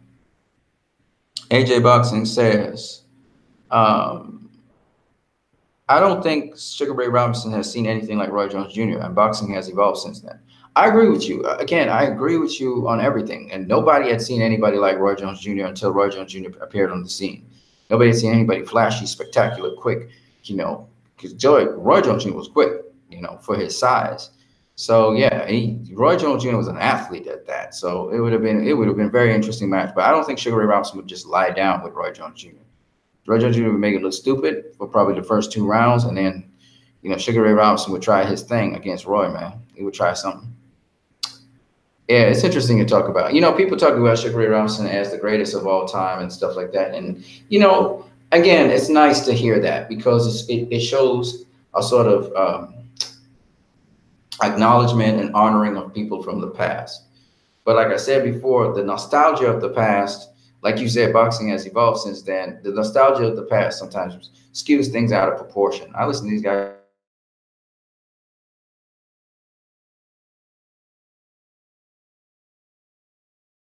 Fights. Sugar Ray Robinson he's kind of a one-trick pony, to be honest with you. You know, Charlie Burley was much more nuanced and much more clever than him, in my opinion. And people don't like me saying that. It's like, man, that's sacrilege. And I'm like, no, I'm just telling you. Charlie Burley had a lot more going on in how he boxed. And Charlie Burley was kind of basic himself, because he would use the jab quite a lot. I'm just saying. You know, I'm just saying. So yeah, boxing has evolved quite a lot since then. And you notice that Sugar Ray Robinson couldn't handle guys with the high guard. So a guy that beat Sugar Ray Robinson umpteen times was a guy with a high guard. Forgot what his name is, but you can always check it out. It was later on in his career. Once he knocked the guy out. He beat him once. The other guy, the guy beat him 3 other times. All right, let's go into Pacquiao. So Pacquiao, man, you know, Pacquiao, man, he looks like he's gonna be rated into cash, man. He's just dropped into some cash flow. I think he's gonna do good against Adrian Broner. Adrian Broner's not a boxer that moves around quite a lot, and Pacquiao moves around quite a lot. And Broner gets tagged up because his feet, he doesn't get into position well. And I saw how Sean Porter just manhandled him, and I just think Pacquiao is gonna do the same, because Pacquiao can move quite well. He moves around a lot. I just don't see Broner. I don't see him knocking out Broner, because Broner's a very, very tough guy. And Broner will make a fight of it. But Broner needs to get inside on Pacquiao, right up on him, or he needs to stay at range and jab him. And Broner is not longer than Pacquiao. Maybe he is a little longer, but I just don't know, man. Pacquiao's so quick. You know, Broner's going to have to be quick, and Broner's not as quick with especially with his feet. His feet needs to be quick. Floyd has very quick feet, very quick reaction time, knows how to pivot, really times his opponent. When Pacquiao tries to come in, Floyd just is almost like laser latched into Pacquiao. So every movement Pacquiao does, Floyd's ahead of him. I just don't see Broner being able to do that. So I see Pacquiao beating Broner, quite frankly. I don't know what you guys' view on that is, but I just don't see Broner beating Pacquiao. I think Broner's just a fudge to make Pacquiao look good, so that, you know, if he has to face Floyd, Floyd come in and see if this old man named Floyd Mayweather, who's, what, 42 now, if he could beat a 39-year-old Pacquiao. So that's the thing that they're going to be looking at. And that should be interesting. So who do you think wins, Broner versus Pacquiao, AJ, ATX? Like I said before, I think that Pacquiao is going to beat Broner. That's my opinion, because of Broner's footwork. He stays in one position too long. He's slow on his feet and getting into position. He's quick with his hands and he's explosive, but he's slow with his feet and getting into position, like pivoting and stuff. He walks up to you instead of, you know, chipping up to you. He's got to have quicker reaction time to Pacquiao. And he has to be able to be laser. He doesn't know what Pacquiao is going to do next when Pacquiao does something. You got to be able to read Pacquiao quickly. And he doesn't. It's not easy to do what Floyd did to Pacquiao, okay? The other thing is Jeff Horn swarmed him and was dirty and stuff and was, you know, real messy with Pacquiao, and that's how he beat Pacquiao. But I don't see Broner doing that either. So, no, I think Broner loses to Pacquiao. And that sets up the Mayweather-Pacquiao fight. Pacquiao looks sensational against Lucas Matisse. I think he's going to look sensational against Broner. And he just might get that Mayweather fight. He might get that second Mayweather fight. And Mayweather's old, so that'll make everybody think, you know, well, Mayweather's old now. Pacquiao looks really good. Floyd hasn't been fighting nobody. Yeah, this could be a fight where Pacquiao beats Floyd. And Floyd even acknowledged that he's not the fighter he used to be. So it should be good, you know. This may be the one where Pacquiao gets his win. You know, that's how it'll hype up, and we'll see what happens from there. So it could work out really well for Pacquiao. And even if he never fights Floyd again, he's gonna have a whole bunch of fighters to fight. Now he has Broner. He'll have, you know, all of the Al Heyman fighters, whether it's at 140 or whatever. He'll have these fighters to fight. So it's gonna be great for him, you know. So yeah, that's how I think about that.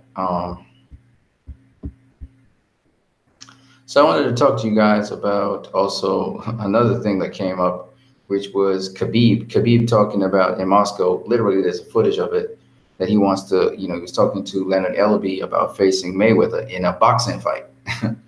And he's talking about if he could manage to survive the fight against Mayweather. That's not, I mean, that ain't gonna make a fight. I mean, you surviving a fight with Mayweather, a boxing match, that don't sound too good. You know, but Khabib is trying to push for it because, you know, everybody wants that money. Everybody wants that moolah. So, yeah, of course they're going to say that. But, you know, what's interesting with Mayweather is he's kind of expanded this boxing thing into combat stuff. And he's kind of making it more entertainment than it is about real boxing fights and real boxing matches. That's interesting because in a way it draws attention to boxing, but again, you know, for those of you who know boxing really, you know, it's just Floyd trying to stay relevant and be in the public eye and still make certain achievements and stuff. Like for instance, the 50th fight that he had against Conor McGregor it's counted as a 50th fight, but I personally don't think it was a real boxing match, and I think a lot of you guys know that. That was more of a publicity stunt. It's still going to go in as the 50th fight for Floyd Mayweather, and if he does face Khabib, it's going to be counted as a 50th fight as well.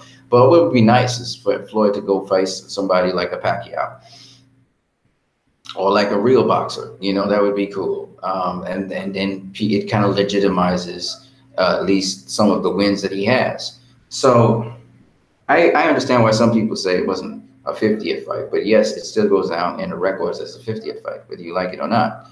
And Floyd is doing something a little different. He's trying to cross over into and just make boxing more of an entertaining kind of thing.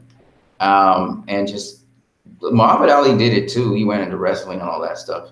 He's just trying to get more entertainment to people. So Floyd is more about entertainment right now than he is about now records, incredible fights, and that kind of thing. He's trying to kind of do cross genres with things, kind of do cross genre stuff. And even entertaining the notion of facing Conor McGregor inside of the octagon. So he's kind of just basically, you know, just trying to keep himself relevant as well as trying to just kind of tap into different combat sports and you know, just kind of mix and match them around, which is it's fun because Roy Jones Jr. wanted to do the same thing. Muhammad Ali did that, and some other boxers did that sort of thing. And so that's basically it. He's just trying to do some more entertainment stuff and entertain people, not necessarily hardcore boxing fans like some of you guys out there. It's still interesting to talk about. Do you think Broner wins versus Pacquiao? I told you I don't think that I don't think Broner beats Pacquiao. I personally don't think so.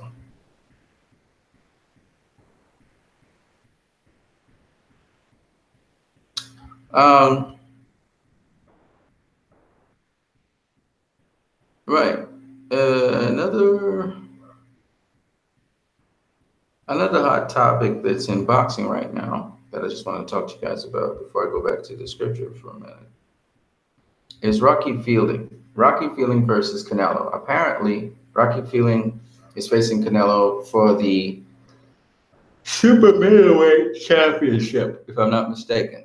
Okay, at Madison Square Gardens.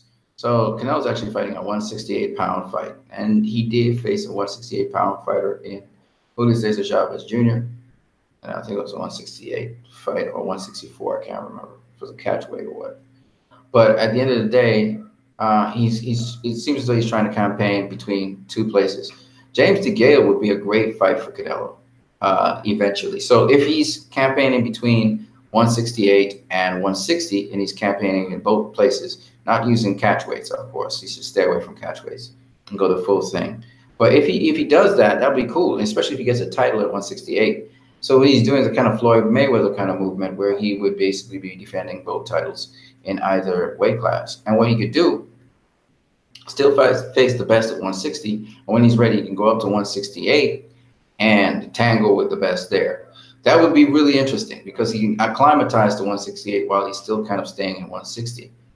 That's an interesting way of doing things. And what Canelo did, which I thought was very clever, when he faced Julio Cesar Chavez Jr., is he acclimatized himself to the higher weight class, facing a real heavy 168-pounder, well, it was a very big 168-pounder who had to kind of come down in weight. And in so doing, he was able to handle the power and stuff. And then when he came down to face Golovkin now, he was ready to face Golovkin at 160, you see? So he kind of went up in weight to deal with a higher, harder puncher who was probably easier to box, and he came down to the lower weight class. Now he doesn't have to worry about the power of the smaller guy. And I think that's what he's going to do. He's going to stay at 168, do that kind of thing, come back down, face guys like Daniel Jacobs and Demetrius Andrade, and then the Charlo brothers. If Lara comes up, face Lara, clean out 160, Billy Joe Saunders comes up clean. He faces Billy Joe Saunders, ends the story with 160, cleans it up, goes up to 168. And then he could deal with the 168 pounders like James DeGale. I think there's also this guy, but he's more with Top Rank, but nonetheless, he may clean out with Ramirez and any of the up and comers in 168 that want to, that may be good names. And then probably he move up to 175, and that probably where he would stop. But I think Canelo is making a name for himself. He really is making a name for himself, and I don't think he's afraid to face anybody out there. I think he's already registered in his mind. He faced the cream of the crop, which was GGG. So everybody else is going to be not easy pickings, but they had not as developed as GGG. GGG had the longest record as a champion than all those other guys, right? Canelo has a pretty long record as a champion, more than those other guys. So he's got the championship experience, whereas Danny Jacobs and the Charlo brothers and Demetrius Andre has some championship experience, but nothing on Canelo's level. Those are the guys that now will have to face Canelo, and I don't think Canelo's going to have a problem beating them, to be honest with you. Well, what I mean is it's never hard, it's never easy to beat people, but I just don't see them beating him. That's my honest opinion. But they'll try. They'll try. Let's see what you guys are saying in the chat section here.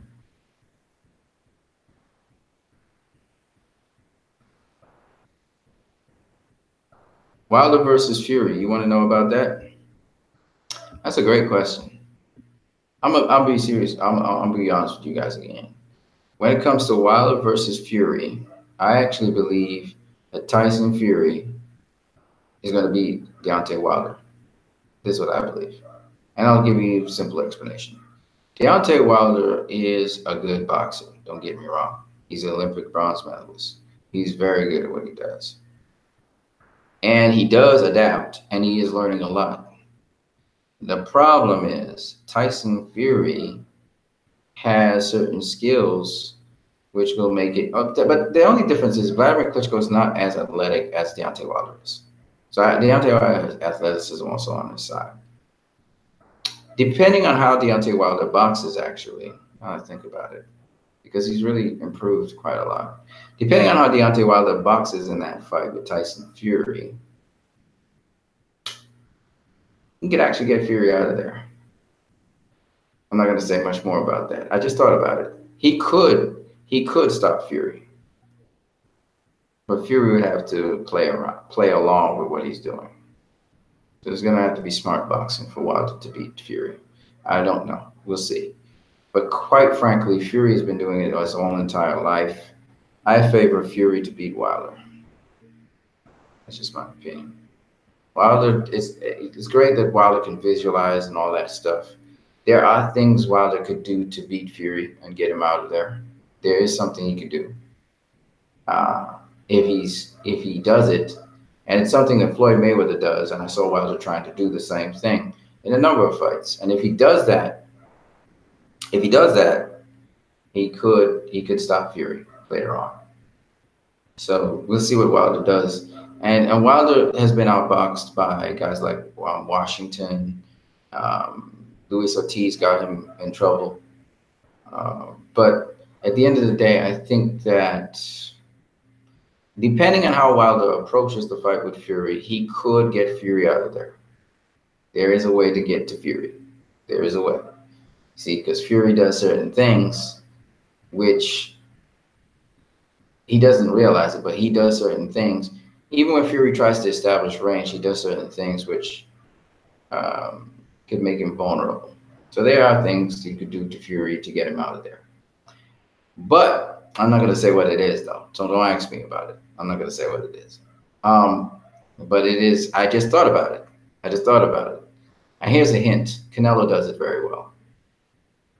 Wilder doesn't do it that well, but he tries to do some of what is necessary to be done. And so that's the key. When you have a big tree, you have to take it down a certain way, right? You knock down big trees a certain way. That's the hint. So Wilder, there is a way to get to Fury. Now, the thing about it is, it sounds easy, but it's not easy. You have to train to do that. and you have to be training to do that for years.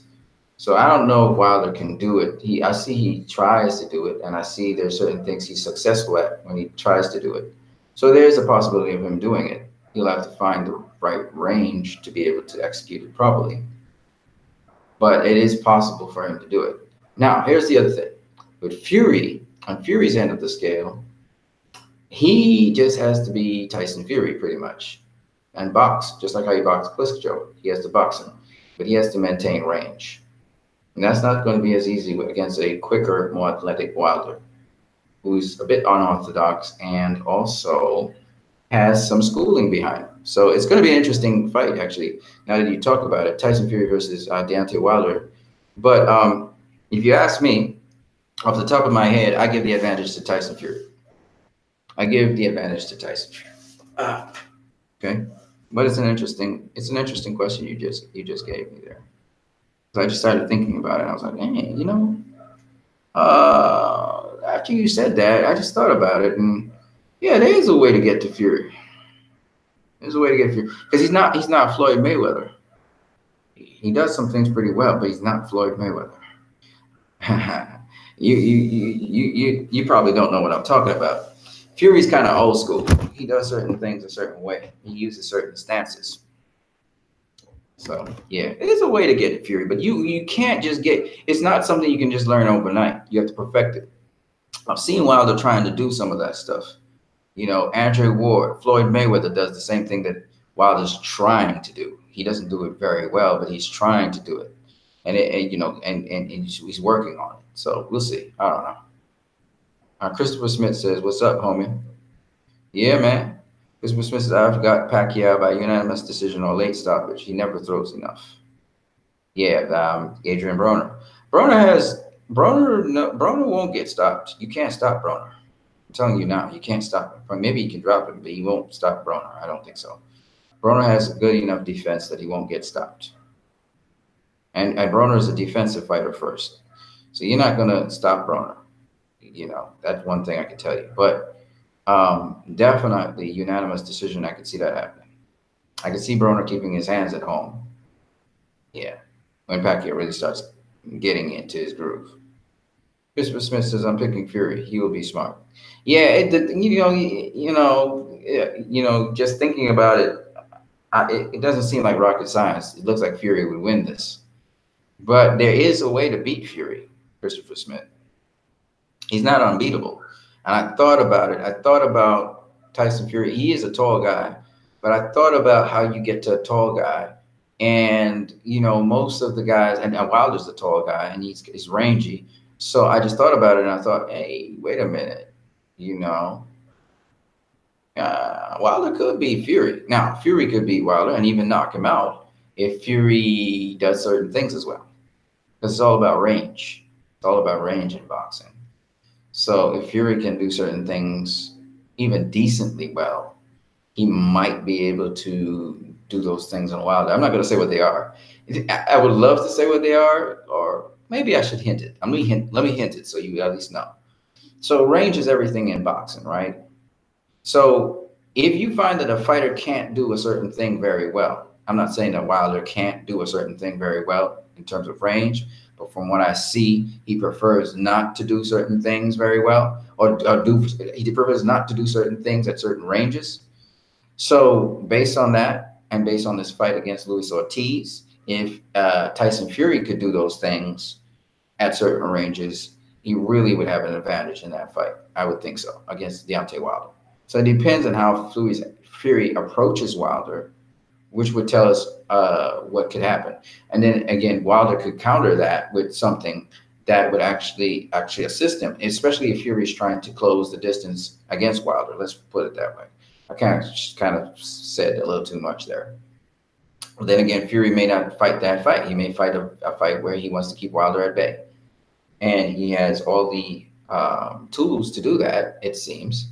But it depends on if Wilder is good enough at certain things, which could help him close the distance on Fury. So it can work one way. If Fury decides to close the distance on Wilder because he realizes Wilder likes to fight from a distance, that would be interesting. If Fury decides to keep Wilder at bay, and then Wilder decides to close the distance on Fury, that would be interesting. Let's put it that way.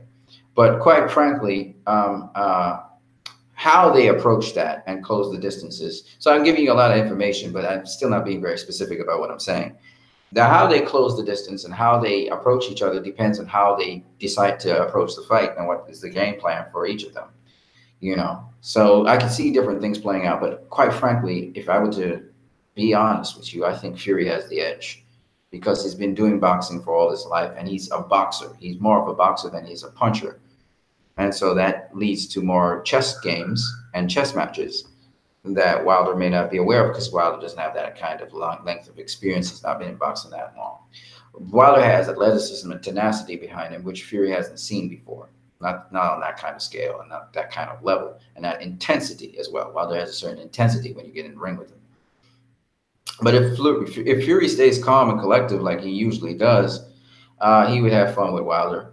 And I think he'd outpoint him. I don't think he'll stop him, but I think he'd outpoint him, quite frankly. Because Fury stays on the move and all of that and uses his height and his range and other things quite well. And he uses some pivots pretty well. He's still awkward, but for a big man, his clumsiness and his awkwardness actually works in his favor. AJ ATX says, I think Wilder wins. I think athleticism was on his side too, but I think Fury is a tougher fight than Anthony Joshua. Way tougher. Way tougher. Fury does a lot more things. Anthony Joshua stands right in front of you. Fury doesn't necessarily do that. He uses pivots. He gives you different looks. He does a lot of tricky things. So he could run rings around Wilder if Wilder comes in there just thinking of knockout. It's just not going to work like that. You have to box Fury. And so Wilder's going to find out that really quick when he tries to put out his jab to find range, and Fury's nowhere where he thinks he is. Fury's tricky, Finding range on Fury is tricky, but there's a way to nullify that rather quickly, where you can determine range and find range. But Fury's tricky. He's a tricky dude. Both Furies are tricky. They're tricky guys. So, kudos to that guy who lost his championship recently. I think the New Zealand fighter, I forgot what his name is, when he actually won against Fury's brother because he actually got to him. Tyson Fury is a lot more tougher, and he is tall. But there's a way to nullify that and take away Fury's legs and all of that. But, you can't. Let me put it to you this way. You can't go head hunting against Tyson Fury. You have to do something different. All right? And that's what Canelo does. That's what Floyd does. That's what Charlie Burley did. That's what Andre Ward is good at doing. And that's what Deontay Wilder tries to do. He gets tagged sometimes trying to do what he does because it's risky trying to go there. But if you do, you definitely slow down Tyson Fury, get him less mobile, and you can do your thing. And Tyson Fury he's quite mobile for a big guy. So it's not going to be as easy as you think. And the angle at which Tyson Fury faces you makes executing certain things pretty difficult to do because he angles himself a certain kind of way. For a big guy, he's quite a small target, trust me. So it's not that easy for Wilder to do what I'm telling you he has to. He has to be able to practice it over a number of fights to be able to execute it properly. And properly, you have to execute it properly, not try to Andre Berto it. Andre Berto the shoulder roll, and then you get tagged up. You know what I mean? Christopher Smith says, what's the thing that Mayweather does? Check left hook? No, absolutely not. That's not what I'm talking about at all. I said Mayweather, Andre Ward, Charlie Burley, Canelo, they all do it. They all do it. And they execute it different ways, but they all do it. Sugar Ray Robinson did it as well. It's a standard. It's something that you utilize. And it's something that Deontay Wilder tries to do in fights. I would suggest he try and perfect it. And for Tyson Fury, really try to find out a proper way to execute it, because that's not as easy to execute as you think. It looks easy for how these other guys do it because they practice it so many years and so much times. Christopher Smith says chopping down a tree equals body shots. That's correct. Canelo does it well. Wilder doesn't. I get it. Yep. Wilder doesn't do it well. So, and it's not just any body shot. There's a particular body shot that is executed. And Wilder's tried to do the same thing, but it's not as easy to do. But if he can get it in on Tyson Fury, he's going to stop him eventually. He's going to wear him down and stop him. That's easier said than done, by the way. So I might as well tell you guys what it is, okay? Since you smart enough, Christopher Smith, to figure it out. So the particular body shot I'm talking about is the stab to the pit. The stab to the pit. You have to know when to execute the stab to the pit. It's not just something you just try and do. I've seen guys like Adrian Broner try to do it, but the timing of the stab to the pit, you see, the stab to the pit is executed at a particular time. You have to know when to do it.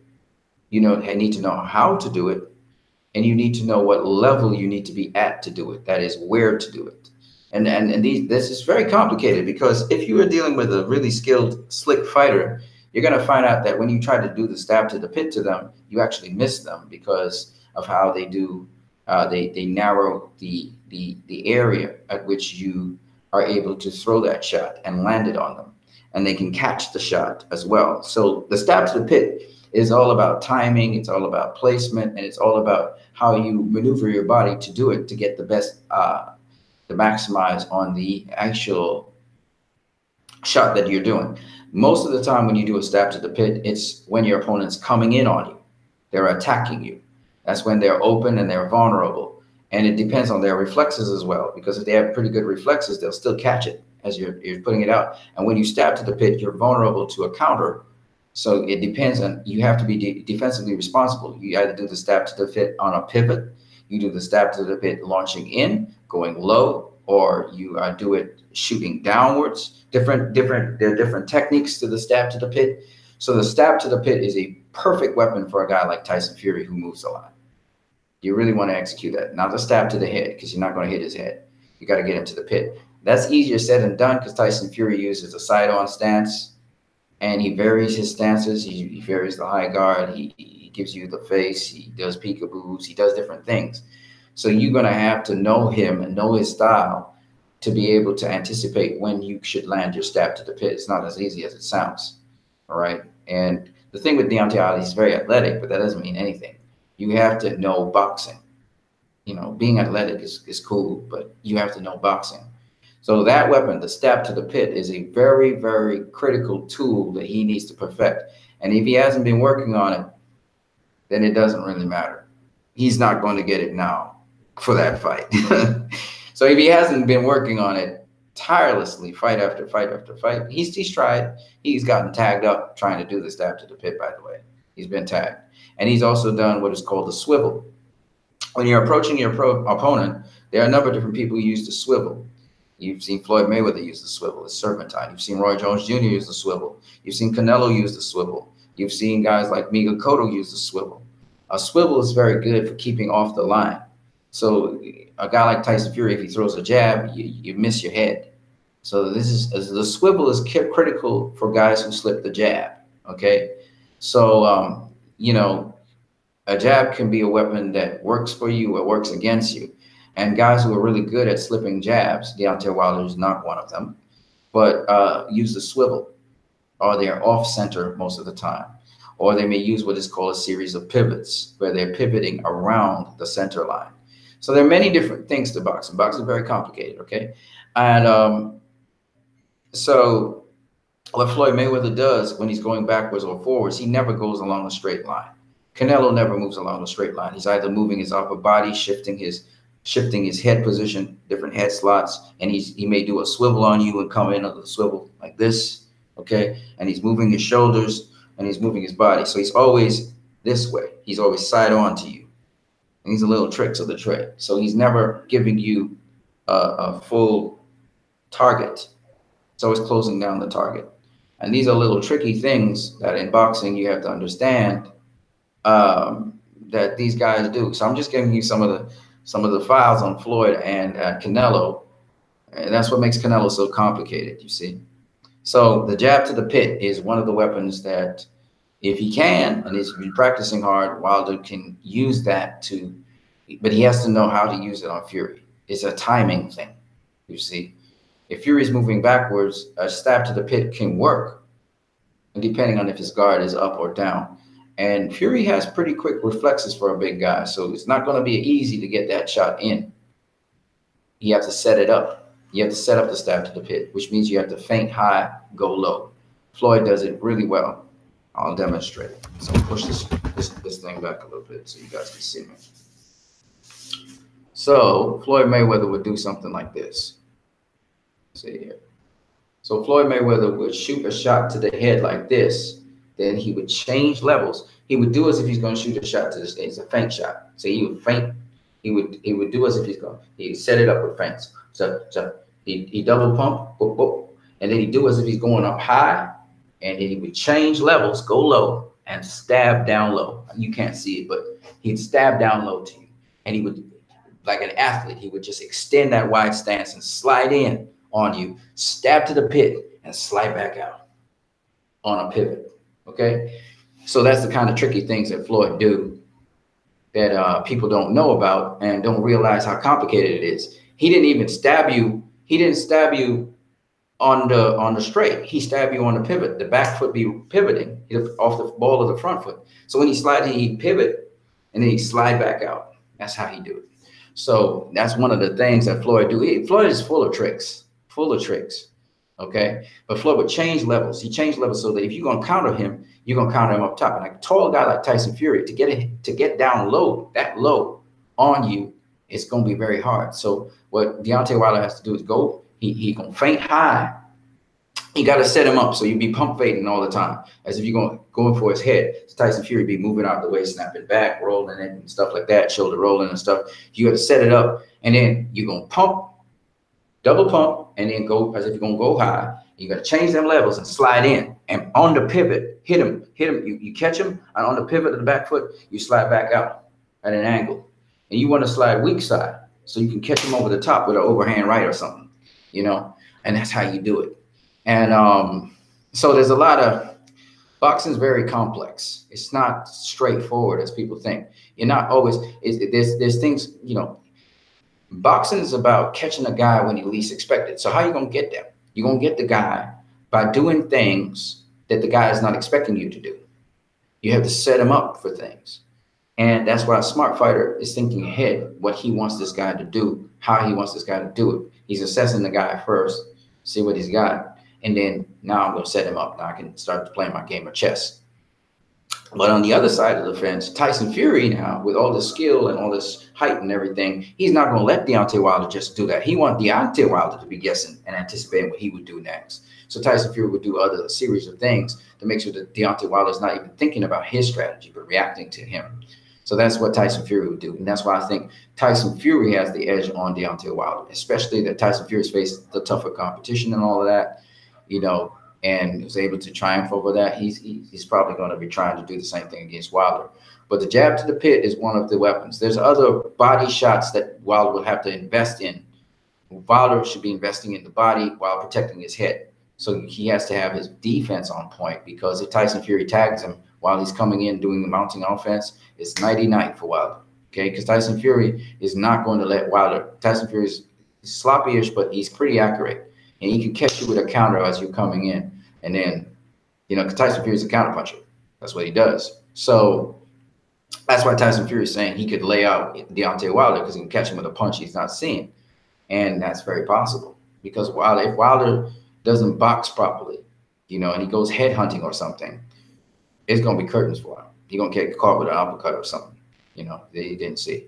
So, yeah, Tyson Fury knows what he's saying when he's saying, you know, I could knock Wilder out in the first 2 rounds. That's where he would have to catch him. He had to catch him with something that Wilder's not expecting.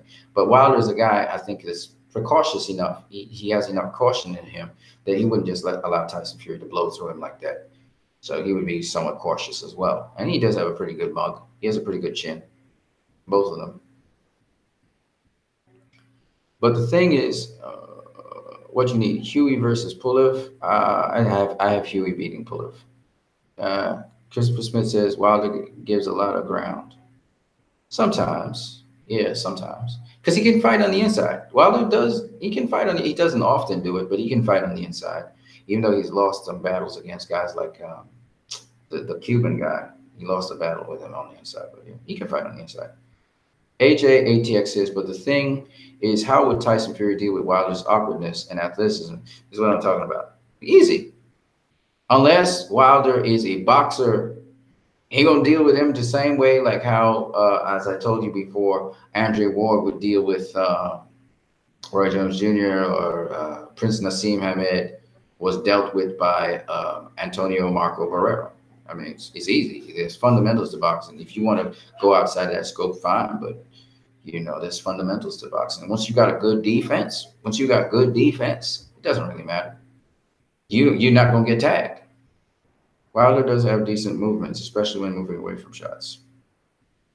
It's not about moving away from shots, though. It's about blocking shots, parrying shots, slipping shots, rolling shots.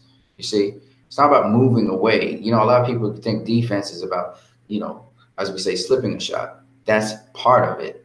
The other part of it is you must be able to block it. You must have your defense up and ready for anything to catch and then shoot and all of that stuff. Catch and then shoot. You catch down here, you shoot. You catch up here, you shoot over it and stuff like that. Christopher Smith, how will Wilder deal with these strange head and body movements? Exactly, that's what I'm saying. That's exactly my point.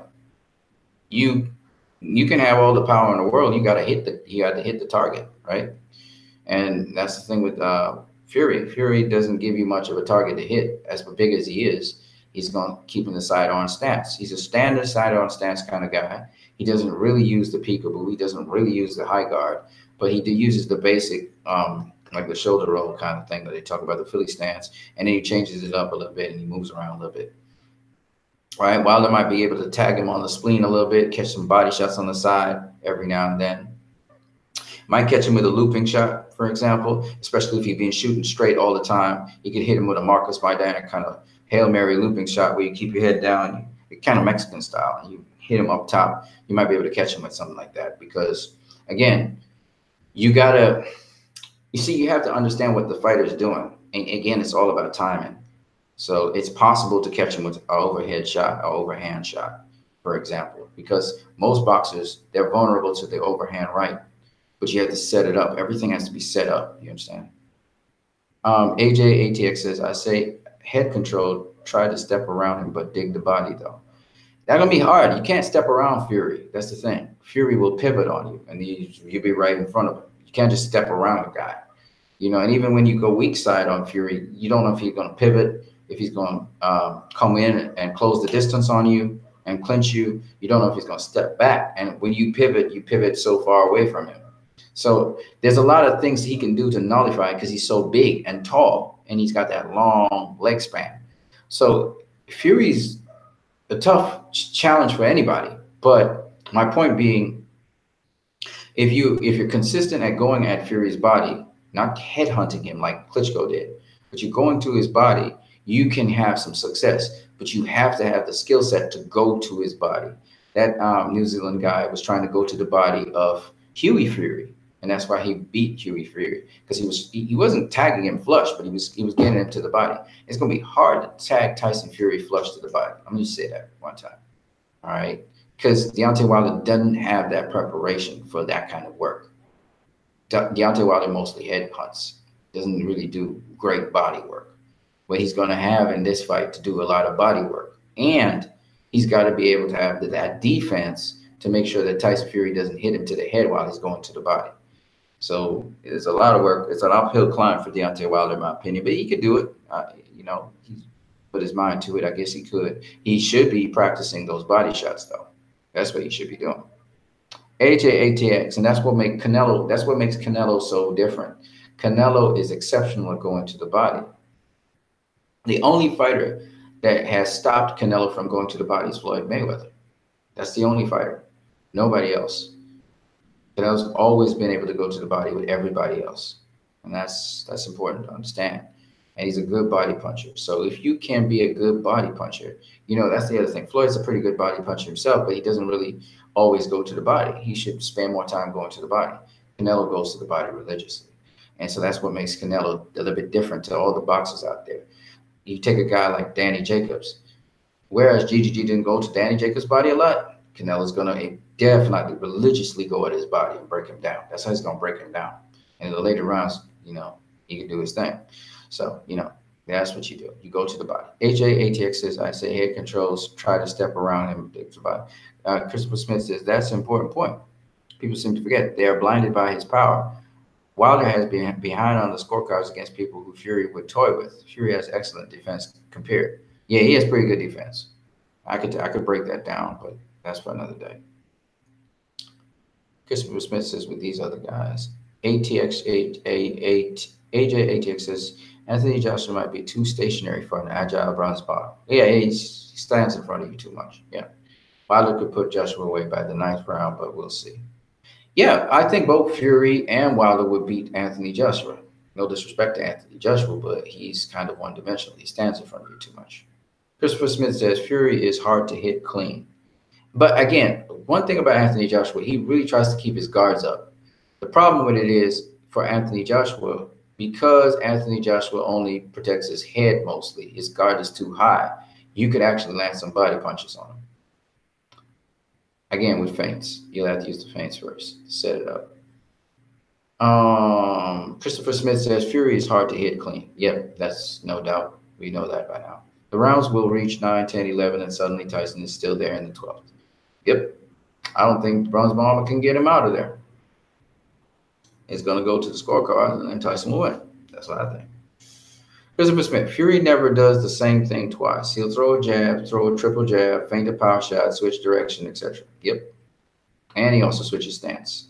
That's most important. So you're not really going to, you can't really isolate what stance he is, and he doesn't just stand in front of you. He's always doing something. Christopher Smith, he always got something in your face. Christopher Smith, I think this is the thing you are hinting towards that Wilder tries to do, which Ward, Mayweather, etc. do, is establish a range with the jab. Not establish a range with the jab. Nope. Stab to the pit. That's what I was talking about very specifically. He stabs to the pit. He tries to stab to the pit. Doesn't do it very well, but he tries. How to stab to the pit? Feint, go up top, go down low, land it from a different look each time, I guess.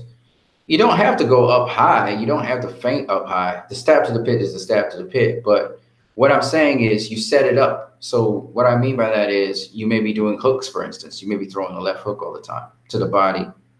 But this time you decide instead of going for a left hook to the body, you feint a left hook to the body. The person blocks their sides. They come down, block their sides, and then you stab to the pit because it opened them up, you see?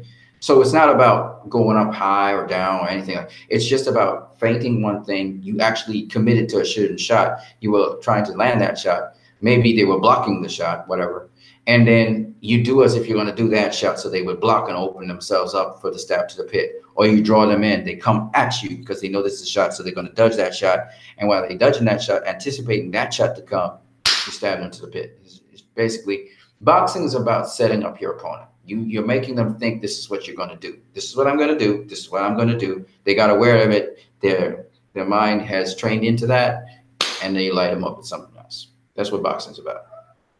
It's chess, not checkers. It's always that. Cerebral. So, and Christopher says the way Luis Ortiz knocks off shots is phenomenal. Yeah, body shots was pretty good on Wilder. He did some pretty good work on Wilder with the body shots. I'll give you that. And he went to the head, had Wilder all punch drunk and everything. That was good. AJ ATX says, step in left hook to Fury's body, tried to land the straight right to the body. That depends. Depends. Left hook to Fury. But you got to understand something, all right? You don't just go in and say, I'm going to land a left hook to Fury's body because Fury's going to come back with something. He could stop you with a jab, a stiff jab, as you trying to land a left hook. Next thing you know, you find yourself lying on the canvas, right?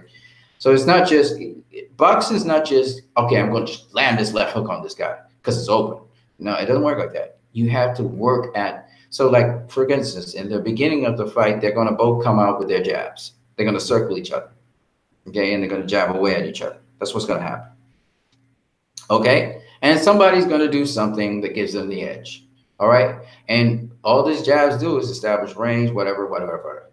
But as the fight goes along, there's certain things that one fighter is trying to do that the other fighter sees he's doing. Now, that leaves you, if you've done it enough times on the guy and he sees it and he kind of anticipates it, it sets you up for other shots. So usually off the jab, it sets you up to jab, and then probably sometime around the line, a jab left hook, or maybe jab straight right, just a 1-2, a simple 1-2, or something like that. Or just, you know, you're parrying, being defensive, parrying punches or whatever, and you're watching with different looks as your opponent, whatever it is. So there's different things that you can do in boxing. That's what I'm trying to say.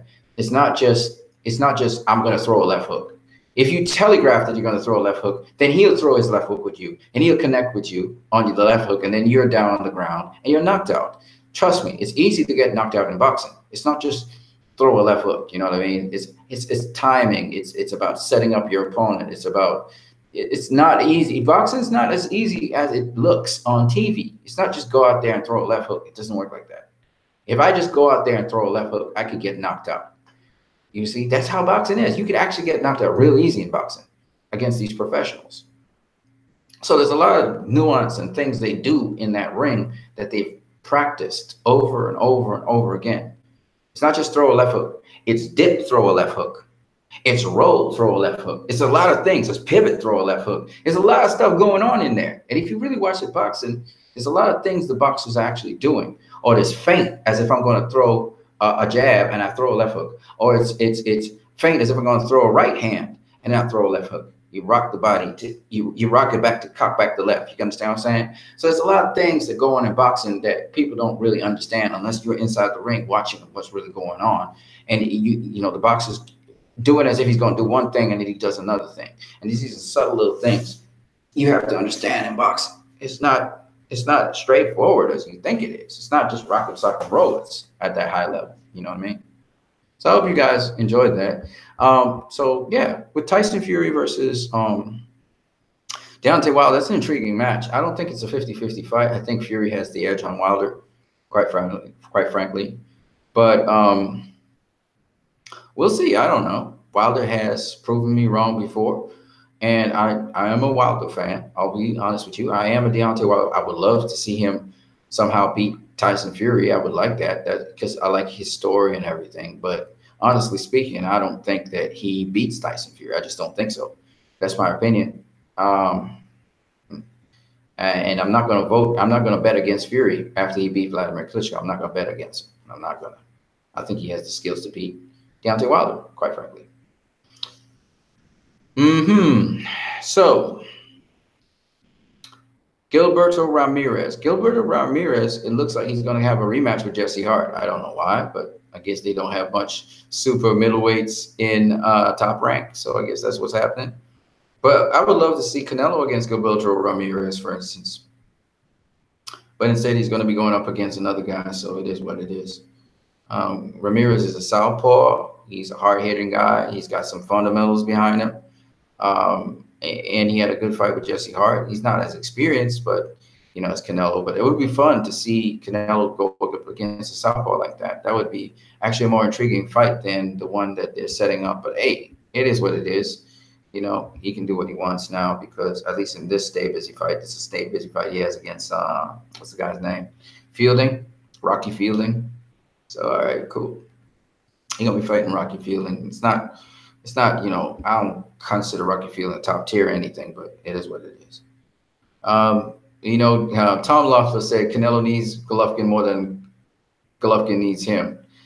But then that means that Golovkin doesn't need him and Canelo doesn't need Golovkin. That's what he's basically probably saying, that they don't need Canelo, or they're desperate, because that doesn't make no sense, especially in light of Canelo making a over $300 million deal with DAZN. I just don't see it happening. I don't see why he would say something like that, honestly. Who else we got here?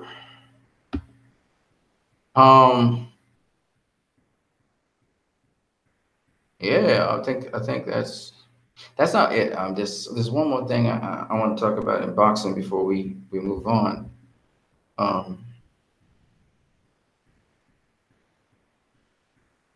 ATX says, step in left hook to Fury's body, try to land the straight right to the body. AJ says, Guillermo Rigondeaux versus Gary Russell Jr. Oh, that's a fight that's going to happen? Oh, if Rigo goes down, fights at 126 and the fight is ever made. Okay. All right. I thought that was I thought he was actually going to do that. That would be an interesting fight. Yeah. Um, what else can I say? Rigondeaux faced Lomachenko. Lomachenko beat Rigondeaux. I was thinking about Mikey. What's his name? Mikey Garcia, I think it is. Mikey Garcia.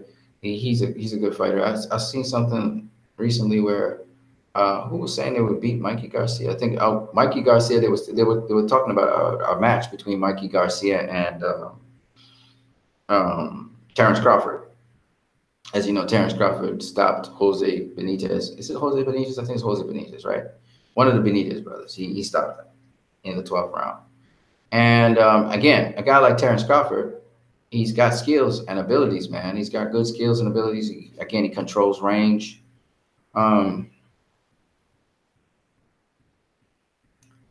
Terrence still has a ways to go. I would like to see him against one of those killers, like Sean Porter, especially, who's now the WBC world champion. I think he is. So it would be nice to see Terrence Crawford go against either Sean Porter, Keith Thurman, Errol Spence Jr., um, or uh, who else is out there right now? Who else is out there that's really cool? I think Rigo is making the wrong moves with his career. Not talking about fighting Loma, but he should have moved to 126 pounds a long time ago. Yeah, well, Rigo, I don't know, man. Guillermo Rigondeaux, I don't know what's going on with him. He's still a good fighter, a very good fighter. He quit against Lomachenko. He literally quit. And Loma was just too much for him. Let's just put it that way. It was too much for him. So, where we go with Rigo will be interesting. I'm still a Rigo fan. I haven't heard much about him, so hopefully he got a good payday. Hopefully he got a good payday. But I'm still a Guillermo Rigondeaux fan. I still am. And Lomachenko tagged him up, man. He tagged him up good. Let me see. Who else we got? He beat him good. That's what I mean. He broke him and everything. I was gonna say something about something. It was one more thing I wanted to talk about because there's a lot of fights I want to talk about.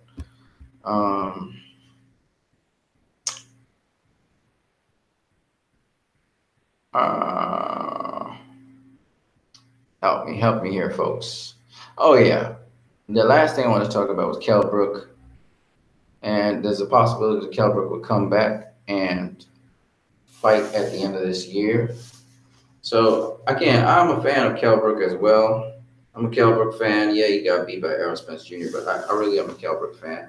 I like what he's done with his career so far. He faced guys like GGG. He faced Errol Spence Jr. He didn't duck and dodge nobody, which is nice. People say he ducked and dodged people, but no, he didn't duck and dodge nobody. And I would love to see Kell Brook face Amir Khan. I think they're pushing for that fight, Brook versus Khan. So that would be a nice fight to see happen.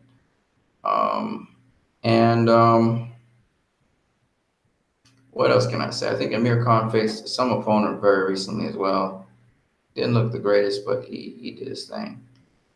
Somebody was talking about, level of opponent also keeps a fighter more sharper and more excited for a fight. But honestly, you shouldn't take any opponent for granted. You shouldn't do that. And I think that's what Floyd Mayweather would always say. You always take every opponent the same way. And I think some boxers can't get up for certain opponents, but you can't think like that. You know what I mean? Anywho, I think that's about it for me and boxing. If you guys have any more comments, let me know. Hope you guys like the stream.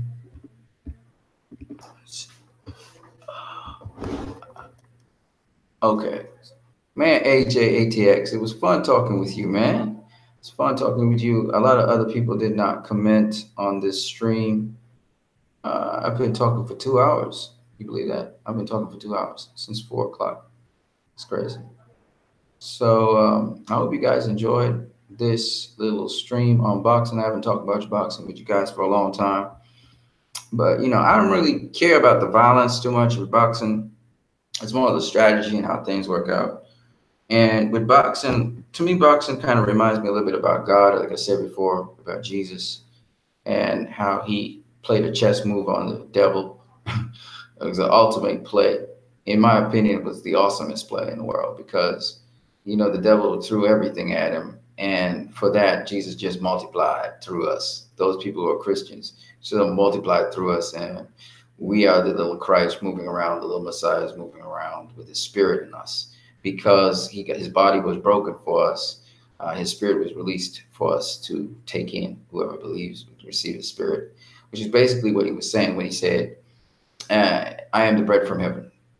You must eat my flesh and drink my blood to be part of me. It wasn't talking about literally eating his flesh and drinking his blood. It was talking about feeding off of his spirit, that spirit that had conquered the world. So by him dying, that's was good. He couldn't stay dead, so he was resurrected, went up to the Father or to the highest power and became, received all that power, released his humanity onto that, came back down to us. He offered up his humanity to the Father. You get what I'm saying? He offered up himself as the perfect offering. So that's dope. That's dope as day, y'all. And what's the strangest thing? He was the Shekinah glory inside the temple, which you offered the meats and the sacrifices to. And the one who you offered the sacrifice to comes down and becomes the sacrifice, because the sacrifices you were offering were foreshadowing himself, offering him his body and his life as a human. Man, it's just so crazy, man. When I think about that chess play, that's the ultimate chess move, man. It's the ultimate chess move. And that's why I'm a Christian today. And we all can have that, share this goodness with other people. It's another thing I want to say, communion, also known as the Lord's Supper, is critical because that shows that we all partake of that. And communion is not just a one-dimensional thing. A lot of people like to say it's between you and God, reminding you of God and all of that stuff. That's cool. But it's also for us to share with one another. Breaking the bread is not just breaking Christ's body amongst ourselves and remembering him, but it's also about, breaking the word, his words among us as well. If you watch back in the book of John, Jesus said a whole bunch of other extra things while he was sitting at that communion to his disciples. And, a lot of times people don't talk about that part, John chapter 14, 15, and so on. He was saying a lot of stuff to them. And I remember when he rose from the dead and came back to them, he was talking, again, a lot of stuff to them. And then he appeared to them yet again when he was, when they were on the seaside fishing and stuff. He appeared to them again and he talked with them again. And so it's very important to understand that. And I always come back to Jesus in my videos as the center of everything I do and say. And, boxing's cool to talk about and stuff, educate you guys on boxing, how counterintuitive it is. But at the end of the day, I really want to share with you guys Christ. And I think that each and every one of you, especially AJ, ATX, and Christopher Smith, as well as my boy NBT Boxing, I think you guys are special people. And the reason you even come to this channel is because all of you are driven or are attracted to the values, the love, the joy, the peace, the kindness that people have. My mom's out there right now. She's talking with family and having a good time, people talking and everything outside this room. I find that really an awesome thing, because family, friends, that kind of thing is what keeps us going, and love. And when you think positive, you can actually look at positive possibilities instead of your present position. I always tell you guys, look to something that elevates. There's a scripture that says in Philippians 4, chapter 6, whatsoever things are lovely, chapter 4, sorry. And whatsoever things are lovely, whatsoever things are true, whatsoever things are just, whatsoever things are a good report, whatsoever things are lovely, if there be any virtue, if there be any praise, think on these things. I really think we need to focus on those things more than we focus on sometimes negative conditions and stuff. And I'm not saying you have to only focus on positivity, but looking forward, looking ahead. As a Christian, we look to the prize, we look to the future, we look to better things. We look to eternity, actually. And we look to God. God is a better thing, right? So we always try to keep an elevation. If you focus on elevated things, guess what? That's where your heart will be. It says, What a man thinks in his heart, so is he. So when you think these positive things in your heart, when you think these good, elevating things in your heart, it actually helps your health, your well-being, your spirit, your person. And when you believe God and you trust God and you follow God, it really takes you to another level, man. So I guess both of you guys are Christians. Maybe no, maybe yes. But I would just ascribe to that. I see you guys are very positive people. I hope that you guys will always be, I hope you guys will always be positive and caring. And even when you watch your boxing, don't get so revved up that you want blood and just to kill people. It's just a pastime. It's an entertaining thing to talk with other people, look at the strategies of boxers, look at the admirable qualities of them. I admire Tyson Fury's confidence, his overcoming of his depression and his mental disease that he had, and how he realizes that certain things that he said was because of his mental problems. I like that Deontay Wilder's an overcomer.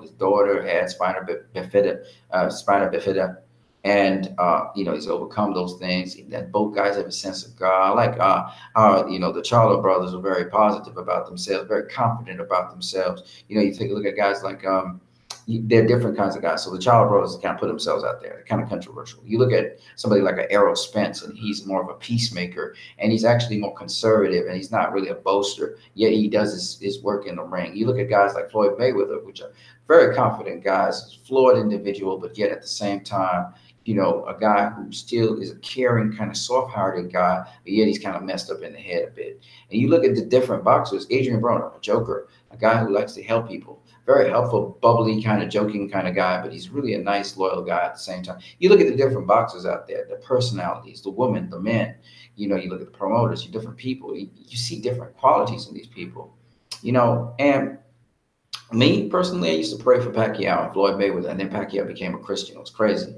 I remember that when I was praying for Pacquiao and he come to Christ and stuff, and Pacquiao turned out to be a full-blooded Christian all of a sudden. I was like, wow. That was somewhere in 2008, 2009, somewhere there. I started praying for him. And then I remember Floyd Mayweather. Floyd Mayweather, it was crazy when Pacquiao became a Christian because I was like, wow, And Floyd Mayweather, I was praying for him too, and he started talking all these things about people who died in his life, and he was breaking up and stuff. We gotta, as Christians, we gotta pray for different people. Sometimes I watch things in the news, and I start praying for things in the news. Like I told you, we prayed for no rain to come.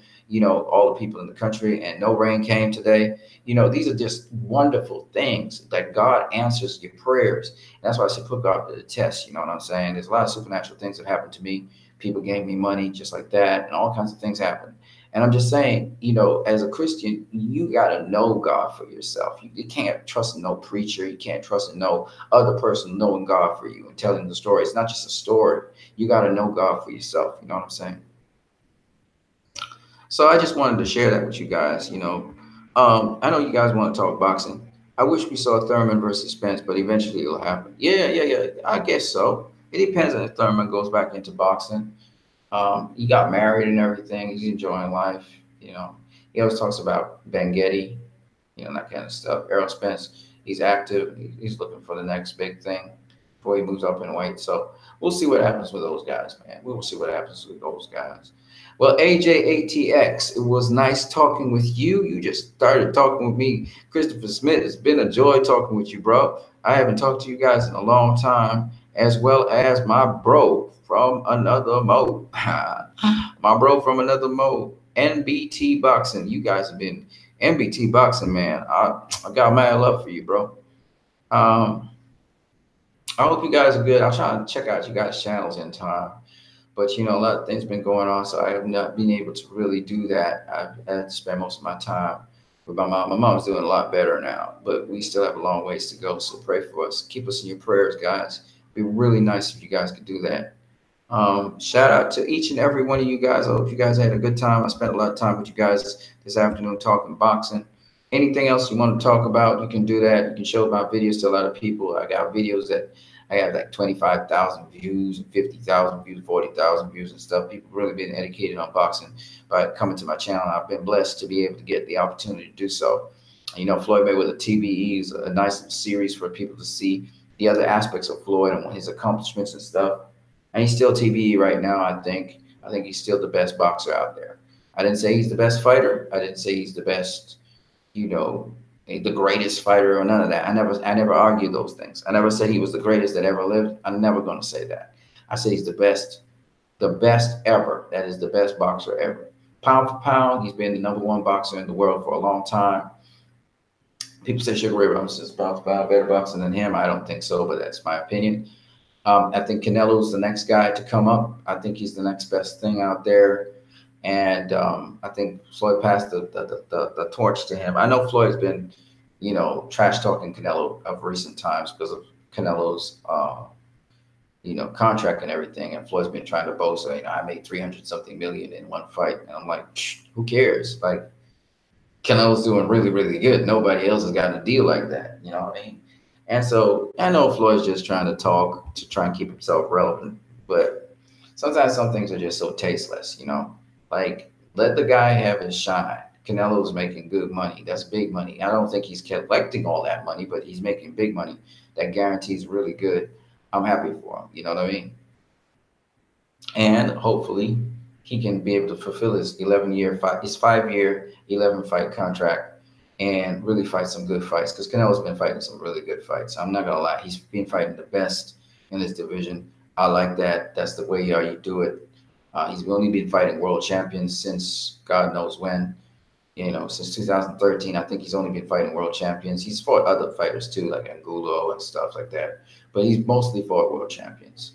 And, I like that. I like that Canelo. And when you look at it, another thing about Canelo, let me show you something. Again, I'm talking a lot about Canelo. A lot of people don't really like Canelo. Some people don't like Canelo. There's a lot of people being won over by him now. And then in light of the fact that Vada said that he had this contamination in his blood, like steroid thingy or whatever, that kind of didn't rub him too well, even though he performed even better after that. I mean, he was dominating. he was dominating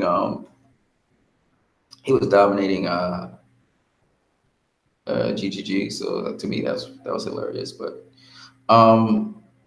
what was I going to say about Canelo? Something I was going to say about Canelo. That's why I pulled up his file. You guys remember what I was going to say about Canelo? I was saying that Canelo, yeah. If you look at Canelo, man, he's been fighting pretty much a lot of former world champions. Let me show you how many former world champions this guy's had. So he's had, Canelo's had 50 fights, like Floyd. Got 1 defeat. Isn't that interesting? He had 50 fights, just like Floyd has 50 fights. He has 50 fights, which is kind of cool. Canelo looked like he will have a lot more fights because he's been a pro longer than Floyd. Been a pro for quite a while. So he's a veteran already. And he's a young dude. He isn't even 30 years old yet. But anyway, let me show you how many former world champions and world champions Canelo has faced already in his career. This is going to get interesting. And by the way, there are some interesting fights he's had also early in his career, which I thought were very interesting. Let me tell you something about Canelo, okay? He ain't no Julio Cesar Chavez. Let me just put it to you that way.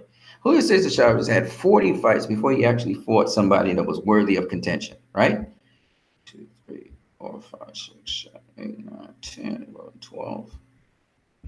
Canelo started fighting worthy fighters in his 13th fight. That is remarkable for a young guy like that. In 2007, he faced Jesus Abel Hernandez and Cristian Solando, Guerrero Cano, Alexander Rodrigo Solis, and so on. And in his 20th fight, I think it is. Let's see here. Hold on a second. All right. Check it out. 1, 2, 3, 4, 5, 6, 7, 8, 9, 10, 11, 12, 13, 14, 15, 16, 17, 18, 19, 20, 21, 22, 23. In his 23rd fight, he faced Gabriel Martinez, who was an undefeated welterweight for the World Boxing WBA Fed Centro welterweight title. All right, and he stopped him, right? So I'm just saying, this dude really faced really good competition. In his 23rd fight, he faced that dude, which was a kind of champion. And then he faced Miguel Vasquez. You know Miguel Vasquez. Everybody knows Miguel Vasquez, right? He faced him and he beat him. And so that was in the consecutive fight, the next fight, the alternate fight. Okay, Miguel Vasquez. And then he's only faced carnival competition since then. He faced Larry Mosley, which was a good fight. Then he faced, tell you the other good name, Leonardo Tyler.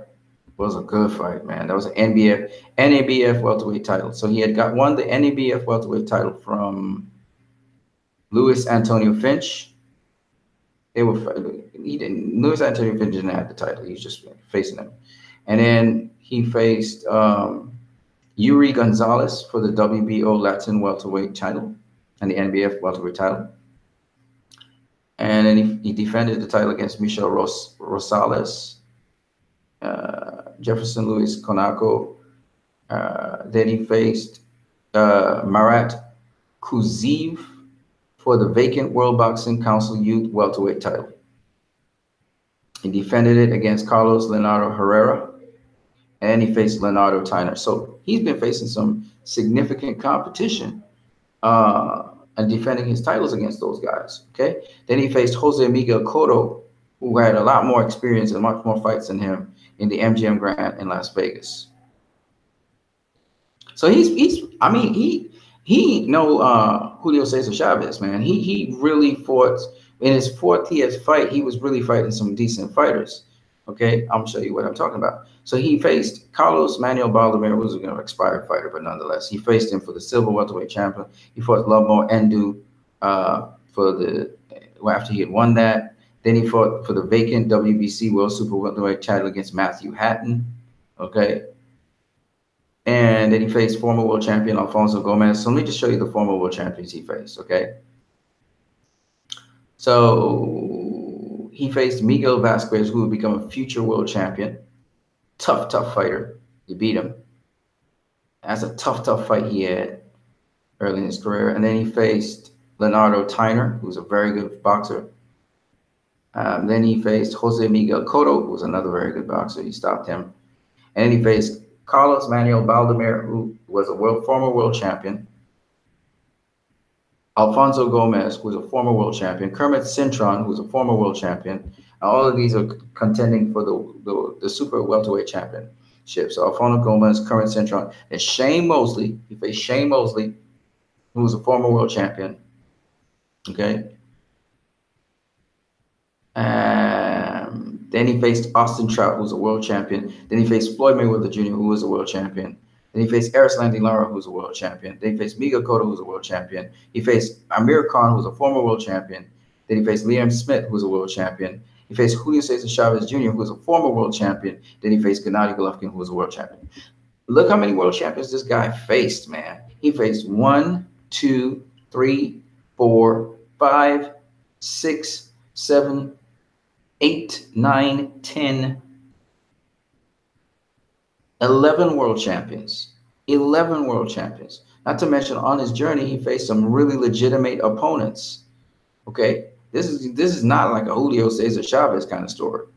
You know, this guy was facing legitimate competition from his 23rd fight onwards. And like, people don't realize that. You know what I mean? Canelo ain't no joke. Like, he's not 11 world champions. Dude's only 20, what? He's 20, what? He's 28 years of age. And he's faced 11 world champions, folks. 11 world champions. Name me anybody in the business today who has got a resume like that. Nobody's got it. Nobody. No one. Golovkin don't got it. And he's looking to become a 3-divisional world champion by facing Rocky Fielding and winning the WBA World Super Middleweight title. So that's the kind of stuff we're talking about. You got to understand, Canelo is special, man. He is special. I try to make this point to people, but people just don't get it. This dude is not no joke, man. He's not no joke. Okay.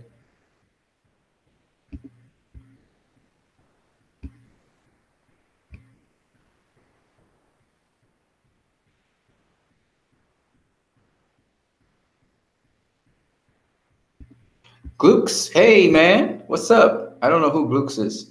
Are you? Wait. I think I know who you are. You're the GOAT, right? You're the GOAT. You're GOAT Films, aren't you? Glukes, you're GOAT Films. Shout out to you, Glukes, by the way. Yeah, man. What's up? And you know I talk films. I talk, but I'm not going to talk films today. What's up with you, man? AJT says, bro, Canelo would knock out Chavez Sr. Don't even compare those two. Well, yeah, obviously, Chavez is a smaller fighter and everything. Chavez Sr. too slow. Canelo has too many tools. And Canelo's too big. Go Films, what's up, bro? Yeah, I didn't know you was across here in boxing, man. But yeah, I'm good. I'm good. You know, God's been good, man. I keep on giving God the glory and everything, man. God's been just too good, man. I got to give him thanks all day long, man. All day long. You know what I mean? All day long. But yeah, I just wanted to show you guys because I think people, again, I don't know what's wrong with people. People expect knockouts all the time or something. I don't know. But, you know, guys like Floyd Mayweather, Andre Ward, Canelo Alvarez, Bernard Hopkins, Sweet Pea, Pernell Whitaker, Charlie Burley, James Toney. Okay, James Toney was exciting. He knock out people and stuff. But, you know, these guys, they know the craft, man. They know the craft. You know, that's why I keep on trying to explain to people, but people don't, they don't listen to me, man. There's a lot to boxing, man. There's a lot to boxing. Man, Go Films, it's nice to see you, man. It's nice to see you, bro. I hope everything's well. I'm gonna go out in front, check out family, because family be talking. Maybe I don't know. I'm gonna see how family doing and everything, and then I'm gonna roll out. But I hope you guys trust in Jesus, man. I'm telling you guys, man, you can't go wrong with God. You can't go wrong with Jesus, man. That's why I keep on saying, you know. You know, I like to talk about Canelo and all of that stuff, but you know, I don't come back to Jesus all the time. So I hope you guys enjoyed that, man. I hope you enjoyed this video. I hope you guys have a good one, man. You know, there's a lot of things I want to talk about. You know, yeah, you guys talked about Huey Fury and Kubrat Pulev. That's cool. I saw Sullivan Barrera also.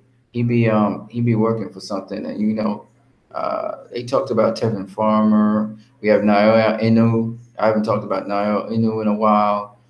Katie Taylor. You know, she's a boxer and everything. She's happy that she saw Conor McGregor. Um, Other things, you know, we have. You remember Mikey Garcia beat Robert Easter recently. They show that the viewings for that on Showtime was 750K, which was pretty good. Uh, you know, so you know,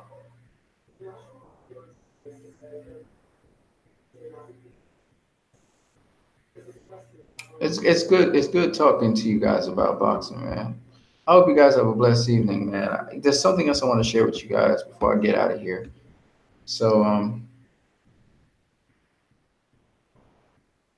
let me share it with you guys, and I'm out. You know what I mean?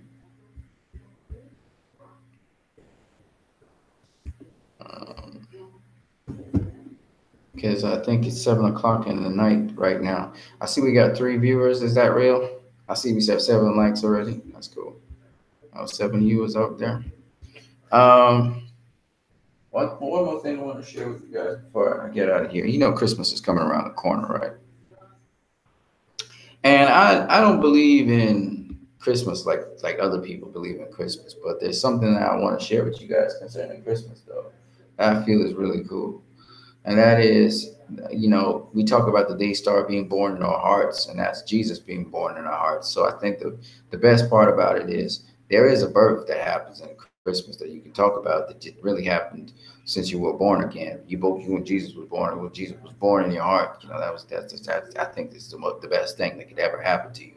So it's not so much that Jesus was born, which is cool that he was born, but I think it's better to celebrate that he's born in your heart, which means you celebrate the Lord's Supper, which celebrate the communion of Jesus, you know, us partaking of his body, which is his bread, like breaking bread and stuff.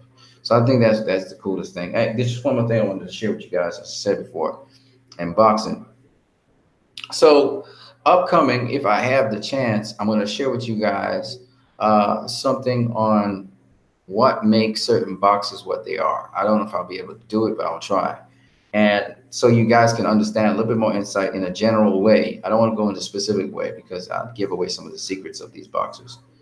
But in a general way, I'm trying to show you guys what makes guys like Ward and Mayweather and Canelo and guys like um, smart fighters, like even Terrence Crawford and so on. What makes them so different to the other fighters and why they're able to beat other fighters, right? I'll show you certain things that I think are key to what makes these boxers so good at what they do. And it's, again, it's commitment.